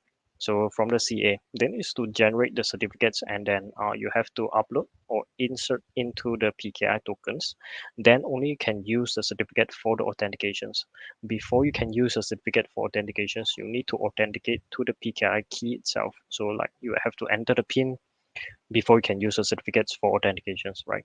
And also you need the mini driver, which is like a software in order to let you to recognize the smart cards or the PKI tokens from your machine, right? So, and also requires a card management system. So for like large organizations, they have like 10,000 employees, they have more than 1,000 of employees. They are required to have the CMS system, which is card management system, to manage all the smart cards, manage all the tokens, with the full life cycle, to manage like the enrollment of the card itself, and also provisioning cards, or maybe if the user is leaving the company and then they need to deprovision account and so on. Okay, but for the FIDO tool, this is a little bit different. So it's not required so much of the requirements or ecosystem. It's not rely on this. So FIDO tool can work together with the FIDO server. Of course, this is optional. And the main important part, which is any of the IDP, identity provider, or the web services that can support FIDO. As long as the web services or the cloud applications or any of the applications that can support FIDO, you can just use the FIDO. So the FIDO server is optional, right, to manage the FIDO keys. So on the last one, which is supported platforms for the PKI, because you can support on the Windows machine, you can support on the Linux machine, of course you can support on the Mac machine. But for the FIDO 2 devices right now, is only able to support on the Windows 7, Windows 10 machine, Mac OS, and also Android and iOS, based on the versions that can be supported. Okay. So now take a look on the use case one, which is Windows Logon. Supported platform, which is Windows 10, and of course the newly launched the Windows 11. So the scenario, which is in order to use the FIDO devices to log into your Windows 10 devices for the enterprise use case, you need to have the Microsoft AD, so Azure AD. So you need to enable the users to register the FIDO2 devices, and then the user have to go to the My Profile, log into the My Profile of the Azure AD account, and then to register the FIDO2 devices for their own accounts. Also, after the setup, they can use the FIDO devices to log in any of the Azure associated applications, and also log into the Windows devices. Okay, so the logon is also can be support offline authentications because the keys is using the resident key, which is kept in the device itself. So it's not required online authentications. So it can be authenticated offline. Okay, so here is the screenshot that steps that how the user enroll the FIDO devices and how they use the FIDO devices to do the authentications. So like, for example, they have to go to the My Profile, which is the Microsoft AD accounts. And then they have the user have to select the security info and add the authentication methods. And then they plug in the FIDO2 devices and then register it. After the registrations, they can use the FIDO2 devices to do the authentications. So you will see in the login screen here, there's a FIDO security key options. So you can just plug in the FIDO2 devices and then key in the pin and touch on the key, and then you are ready to log in to the Windows console. Now comes on the next use case, which is authentications to the web applications, right? So supported platforms, I think most of the platforms are able to support as long as the web browser are able to support the FIDO2 or recognize the FIDO2 devices. Okay, so on the registrations is almost the same. So the user will just have to open the browsers and then go to the website that can support FIDO2 devices and then select FIDO2 authentications, and then they are able to log in to the applications. So now because of the so because of the web applications, not all web applications are right now are able to support FIDO2 authentications. So with Thales SafeNet Trust Access, so we are able to support FIDO2 authentications as one of the authenticators. All right, so don't have to worry about your applications whether it support the WebAuthn or FIDO2 authentications, as long as your applications are able to use to support the SAML or OIDC. So we can integrate with our Thales SafeNet Trust Access, which is Identity Access Management as a Service.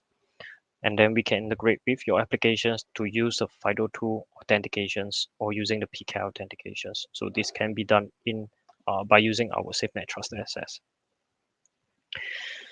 So on the next one, where should you start using the FIDO? So what things that you need to consider, right? So on the identity potential user profile, which is to start with the privileged users. So all the privileged users are, you can start with that because they are having a lot of privilege onto the system or onto the solutions or onto the accounts.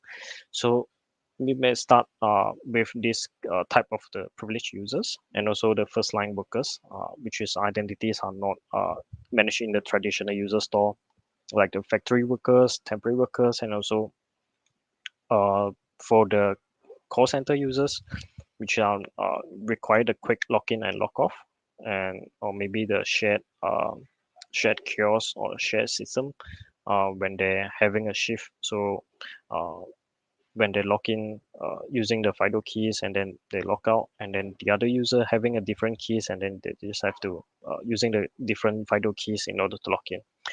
And also lastly, which is the user or the employees are not and do not want to use their personal phones to install the applications, the authentication applications, like for example the mobile authenticators, the mobile OTP, or to using the push OTP authentications is required to install the applications into the user personal devices. So if this case, we can just maybe using the FIDO as one of the options. Okay, and also next, which is identify the appropriate use cases, and also on the segment or what kind of the applications that you want to protect using the FIDO authentications. like cloud and web access, banking and financial service, or maybe on the Converge batch. So consists of the PKI authentications, physical authentications, and also the FIDO authentications. Right, so this is all the things that maybe you can consider using the FIDO as well as the PKI authentications.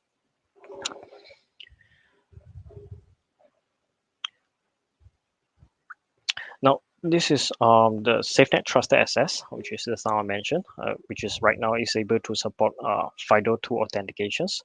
So the objective is to permit the enterprise to use a SafeNet FIDO devices or any other of the devices that are any other FIDO devices. So as one of the multiple passwordless authentication methods. So we can support different types of the FIDO 2 devices as long as it's FIDO 2 Alliance certified, and then you are able to use in the SafeNet Trusted Access. So as one of the multi-factor authentication methods. Now comes to the last slide, right? So it's about the security of FIDO tokens. So in the recent reports document a vulnerability that affects the numerous of FIDO devices, including the Google Titans, Security Key, YubiKeys, and the rest of the security keys. But it does not affect our FIDO devices. Why? So the fact that the Thales design, develops, and also manufacture in-house, so including the smart card, operating system, crypto libraries, firmwares, applets, and so on. So we are using our own proprietary sets of the crypto libraries. So with the most stringent and also secure product development methodology. So it will reduce our risk, reduce the risk of the exposures of the vulnerabilities.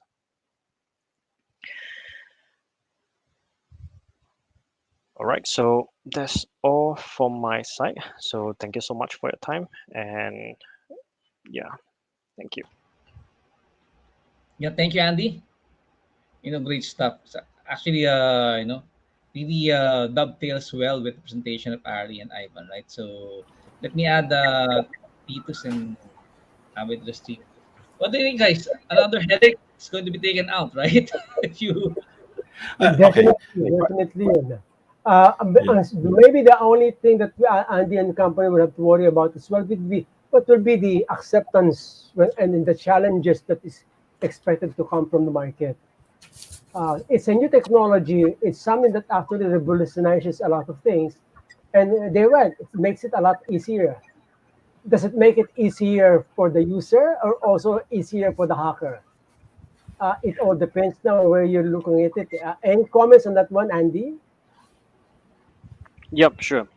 All right, so when we talk about the passwordless, right? So because when you want to go to passwordless, definitely you're not using the password for the authentications, right? So definitely you need different types of authenticators, like for example the FIDO or maybe on the PKI usage to replace the password, right? So in terms of the using the FIDO devices, it gives the benefits to the user itself and also give the benefits to the IT operation. All right. So just now in the slide that I did mention, because you are not using the password anymore, so it will reduce the help desk operation to help to reset the password for the user. Right. Yep, awesome. Titus, did that answer your question? So, Yeah, I think so. Yeah. Many of the people that I know will be happy with that one because they always forget about the password. I'm speaking for myself also. So, if you have something like that one actually removes the issue of I forgot my password, so I have to write it. I always forgot my password, so I have to write my password at the bottom of my table, so I can see it on a regular basis. So, yeah. Now you know where to look for Titus's password. Oh, you'll be surprised, guys. There's one hospital that I went to that was helping, and I saw the doctors looking at the looking under the table. And I said, "What are those guys looking for?" Those guys are using the same terminal. But since they use the same terminal, the password is written under the table. Oh, great. Now, hopefully that settles the issue once and for all. Anyway, Andy, that's kind of, Right. it Sam was a is challenge for smiling me. because he's thinking about something else under the table. But Your cat is Andy, under your table, Thank you, Arturo. Ate. Yeah. You know, Andy, guys. yeah. Go ahead, Abet. Go ahead. No. I was gonna ask Andy. Passwordless has been out there for like as far as I can remember. We all agree that passwords are useless. They can be hacked. Hard to remember. If they put in rules on how to make your password, you really have to have your acronym. There's also the notion that passphrases are better, but still, it requires the average Joe like me to remember it, right? And I just want to ask, do you see the acceptance again, right? Dovetailing to Titus's question, do you see the acceptance of trust for passwordless devices going up? Yes, definitely. Yeah. So it's based on different country as well. So right now in Singapore, most of the government sectors are trying to eliminate the password, right? So especially for the government agencies, they are using different types of the workstations. Is they're trying to eliminate the AD password, which is the password is tied to the AD user accounts. So that's one of the factors that go for the passwordless. Okay, great. So that's very good to hear. As there's a saying, security is inversely proportional to usability. So it's an Correct. extra step, but in this case, it makes actually a lot of sense. It makes it more um, efficient. So I've got some text in questions from me actually. Uh, PKI is a very hot topic in the infosec circle. Is the digital certificate that I got from a CA certification authority stored in the card? Yeah. So that's the questions. Yes, that's the question. Yeah, correct. So, for the PKI usage, right? So, it's not on the FIDO side. So, for the PKI usage, for the authentications, definitely you need to have the certificate authority. I mean, to generate Yes. the user certificates or they call it a client certificates, which is the certificates are entitled to the user to log in to which system and so on. So that certificates is required. So whenever the user would like to do the authentications, in order to trigger the certificates to enable the system to read the certificate, the user requires to enter the PIN, which is to unlock the PKI tokens itself or unlock the smart cards in order to use it. Yeah. So the question, Okay. the answer, which is yes, is required the certificates in the PKI usage. Right. So he was telling me actually it's because whenever you think about PKI or digital certificates and then you just store it in your laptop, they said you're actually validating the identity of your laptop and not the person. So that's why he was asking. Now it's portable in the card, and the digital certificate is now with his person. So you're actually validating the person. So I guess that answers it.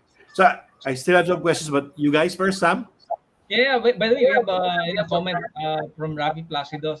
Thank you, Andy. So he's thanking it. No And there's a problem. You're welcome. question from Raymond Tejano by YouTube. Okay. Question for Andy: in case hardware FIDO is lost by the user, will it be difficult for the user to log in access without the hardware keys? So, yeah, Oh, you right. lose it. So, Great question. So let's say if the user is the lost the FIDO device itself, yes, because of the security reasons, I mean the administrators will requires to change the authentication methods. I mean to accept besides of the FIDO, they can use the different authentication methods to do that. So definitely is more secure in that way, but I think better to for the users to keep the keys securely, right? So mhm. yeah, so that's why we have Thales, which is ID Prime, the smart cards, which is like the badge. So you, I mean, it's rarely that you forgot the badge. I mean, when you go to work, when you go to office, definitely you will bring along the badge, right? So that's one of the idea. Right. Yep. And Sam, yes, the problem is I put my authentication key with my car keys or with my house key. And if you lost your Welcome to keys, the club. you don't want to Andy, lose if you others. lost it, you have to disable it, right? Andy was mentioning earlier that that other second option, you probably get a fixed number of emergency keys, right? Which you can retrieve temporarily. Or if I lost my key, I need to re-register myself, reintroduce myself, get validated again to get it.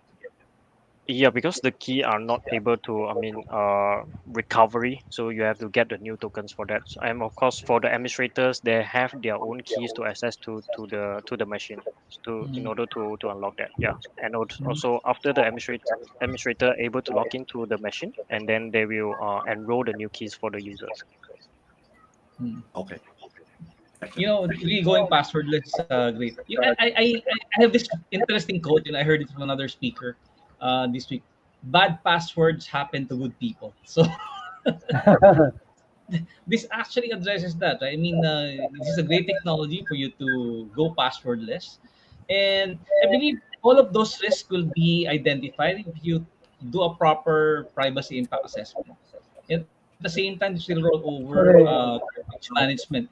A lost ID is a security incident, right? So, the employees who have been issued this ID should have been trained, right? What do you do? For example, if you lost the ID, so it has to be automatic. In fact, Andy, I'm sure you will recommend drills, right? For example, okay, do a drill with this employee in case he was traveling and then he lost the keys on the airport, etc. What does he do?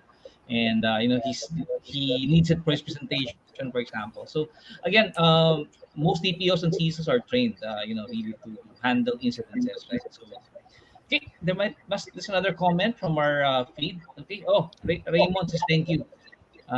Thank you, Raymond. Okay. They're waiting for the last two questions, Andy, because we also got two questions from your presentation, which we're going to ask. Sure. Again, Okay. so you will judge who's going to win, right? It Yeah. has to be the fastest one. This is the time we Andy and I will get our dinner. All right. I have something to ask. Can I ask a question, Sam? Go ahead. This is something intriguing for a lot of innovators. If you roll out something and then you're worrying how soon will this one become irrelevant? Because as technology change, you imagine the kind of time and effort and money you put in the development of a product, and then when you roll it out in a matter of months, something new comes out and kills your product line.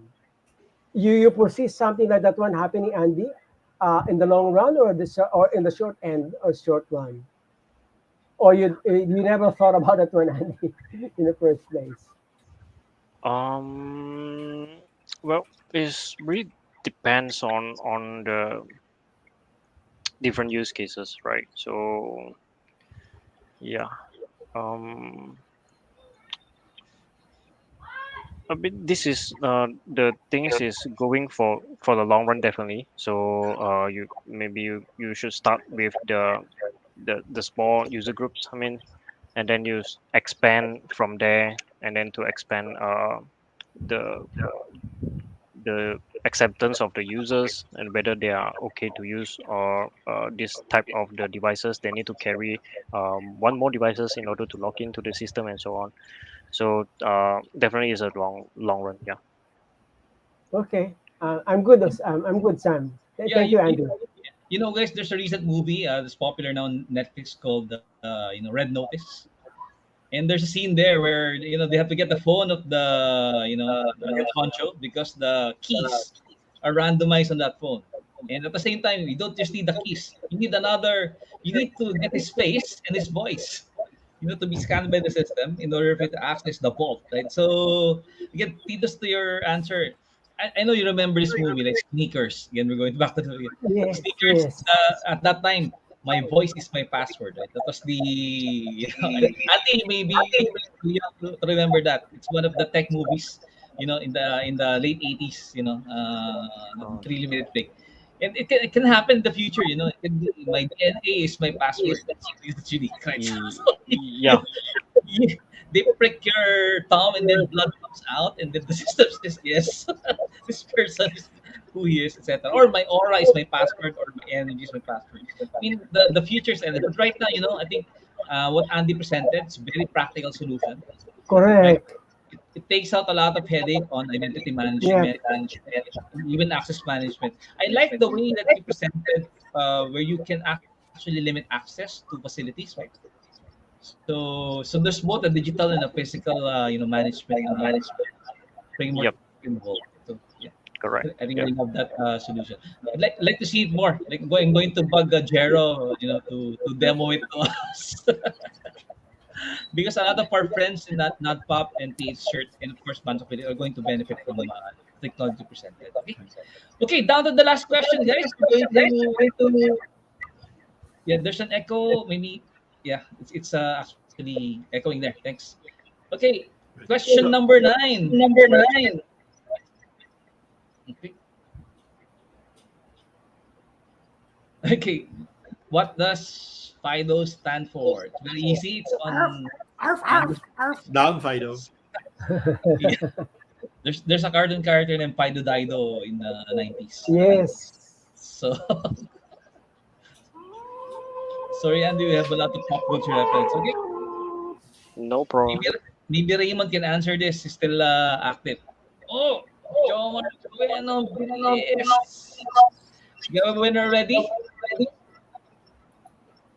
Pass Identity Online. Pass ID Online. Congratulations, Jonar. Yan. Maybe Jonah was already anticipating it. So it was that's very good.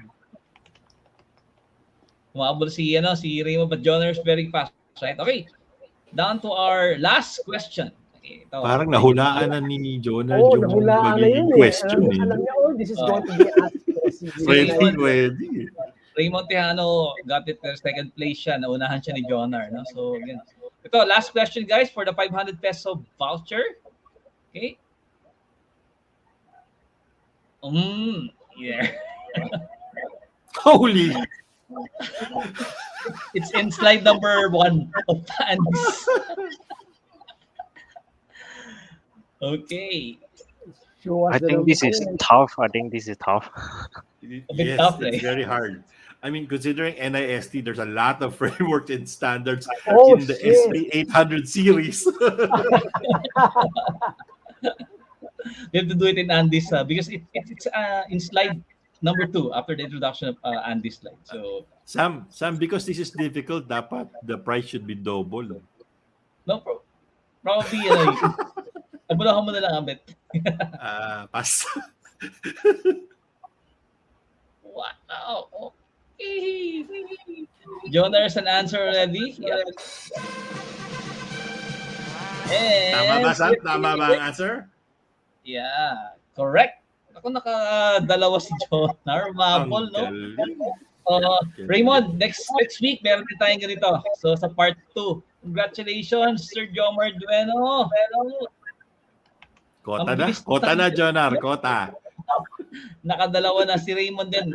Close second. So, well, that's it for our 10 questions. We're going to be posting them here also for the winners. And on how you can contact us, no, in case we cannot contact you. We're going to post it here in the comments. Yan, and then you can send email. Okay? We'll do this again next week, right? So, all right. Okay, let's bring back Ari and Ivan. Okay? So we can have a groovy. Are they still there? Hello?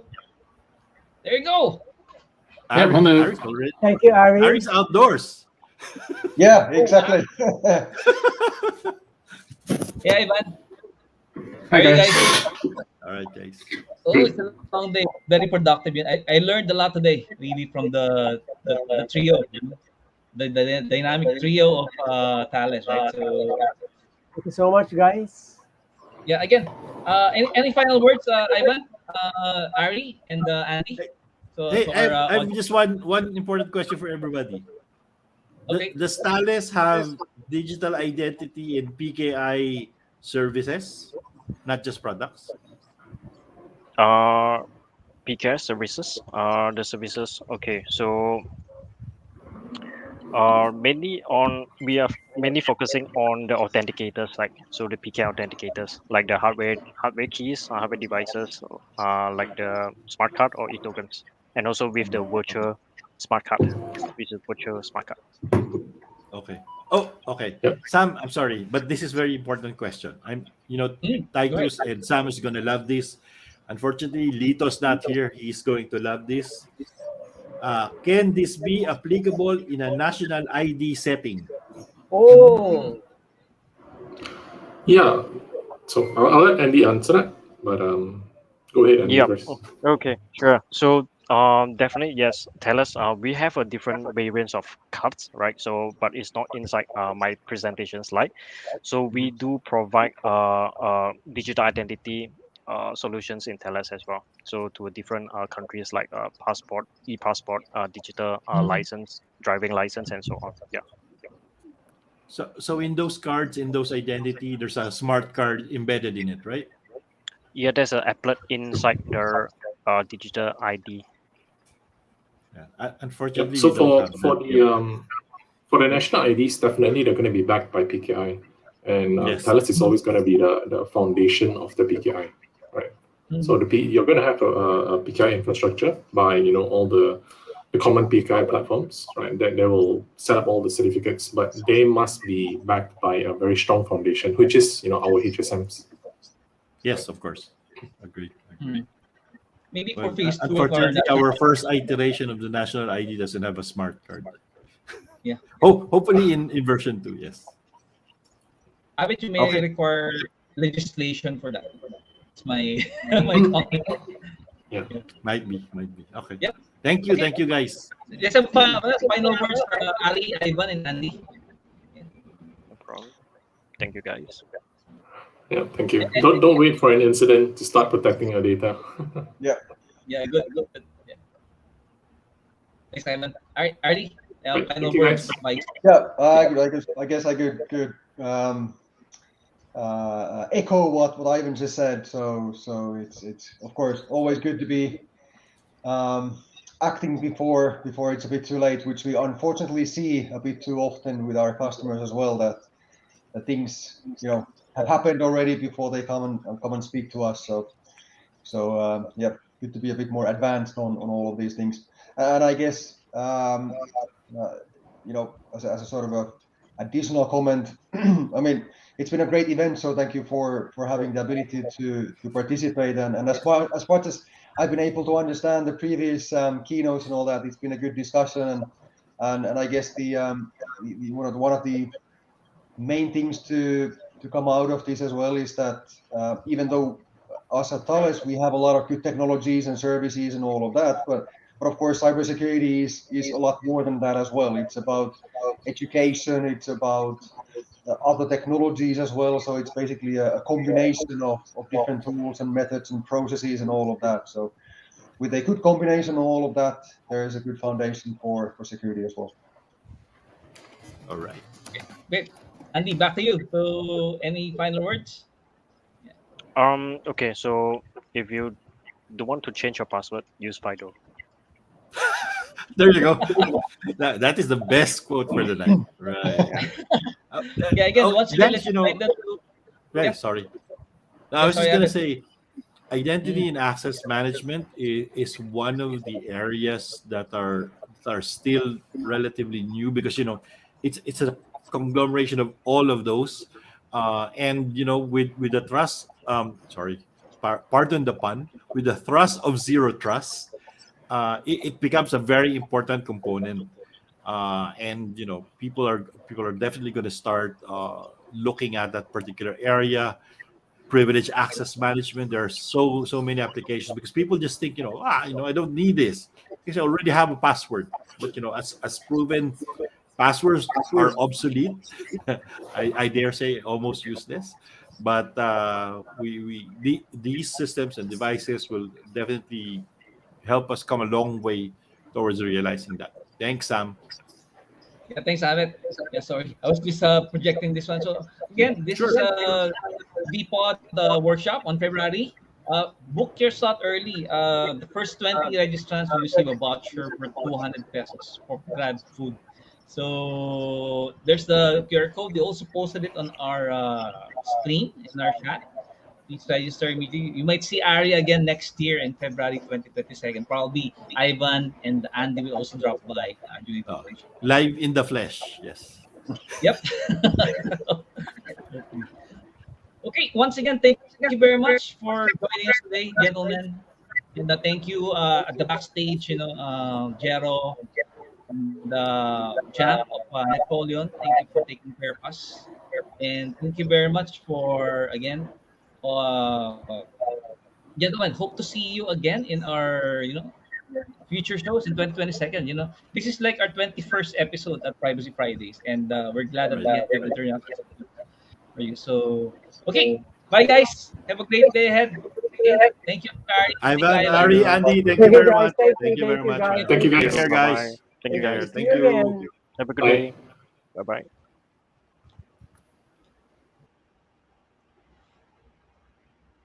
Wow, overload na naman ako, Abet and Titus, ha? So, uy, nawala rin si Titus Manuel. Titus balik. Are we off? Are we off? No, di pa. No, just ending the segment, right? So, by the way, before we, we're going to Sam, play another Sam? song with you later. We're Yes, still I'm here. live. We're still live. Oo nga. We're still live na. Oh, okay. Akala ko recap na eh. Hindi pa. Umalis na rin si that segment. Titus. Di ba? Ito yung natin talaga. We were not able to play the Thales video. But again, thank you very much, Thales and Napoleon, for Napoleon, against thank that you. very insightful, and at the same time innovative segment. Meanwhile, to formally end it, we'll go back again. We're going to play the Thales video. Okay.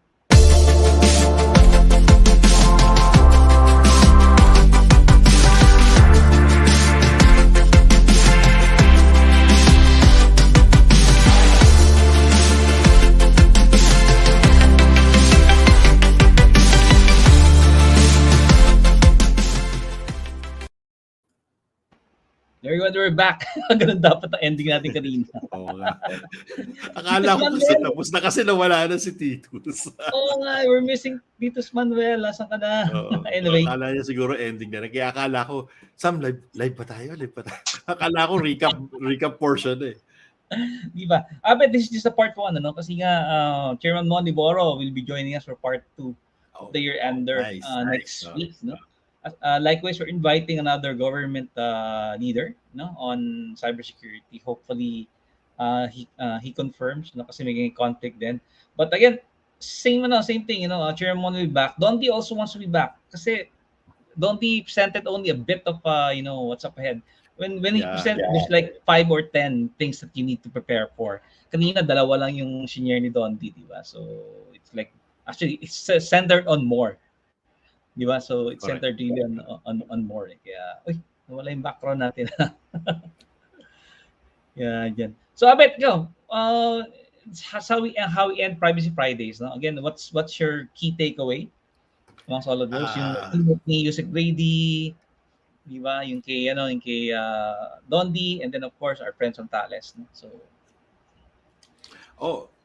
actually, if you really think about it, from the announcements of Yusek Brady, and yung mga how do I say, bold predictions, which is of Dondi, which is exactly, if you think about it, it's not really going to be predictions.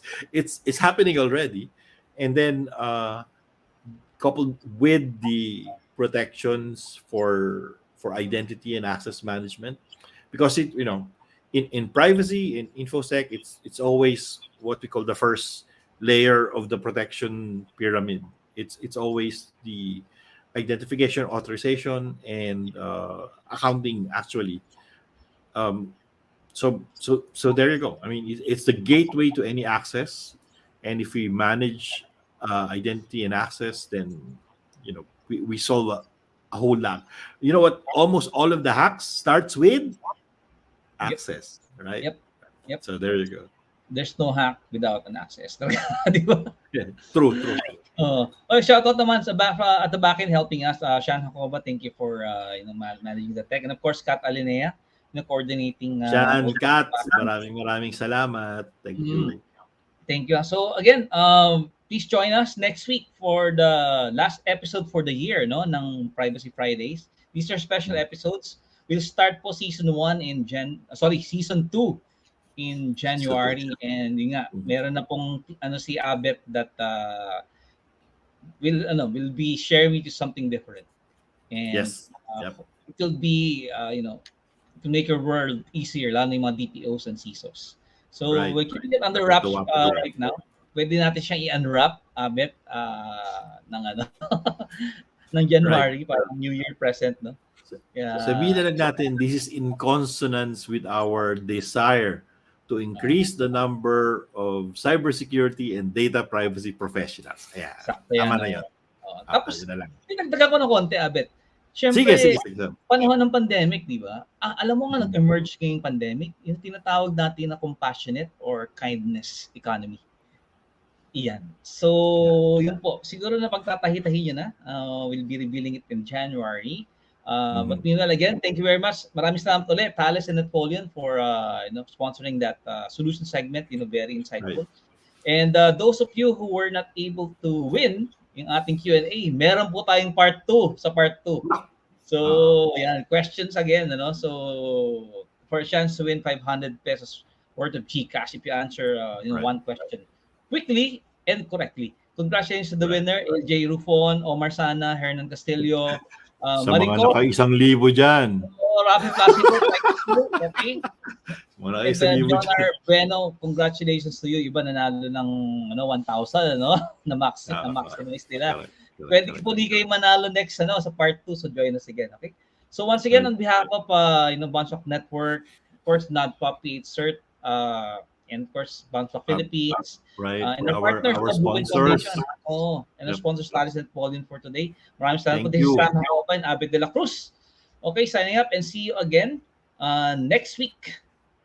Have a great weekend, everyone. Maraming salamat po. Ang Pilipinas. Para sa bayan. Yep.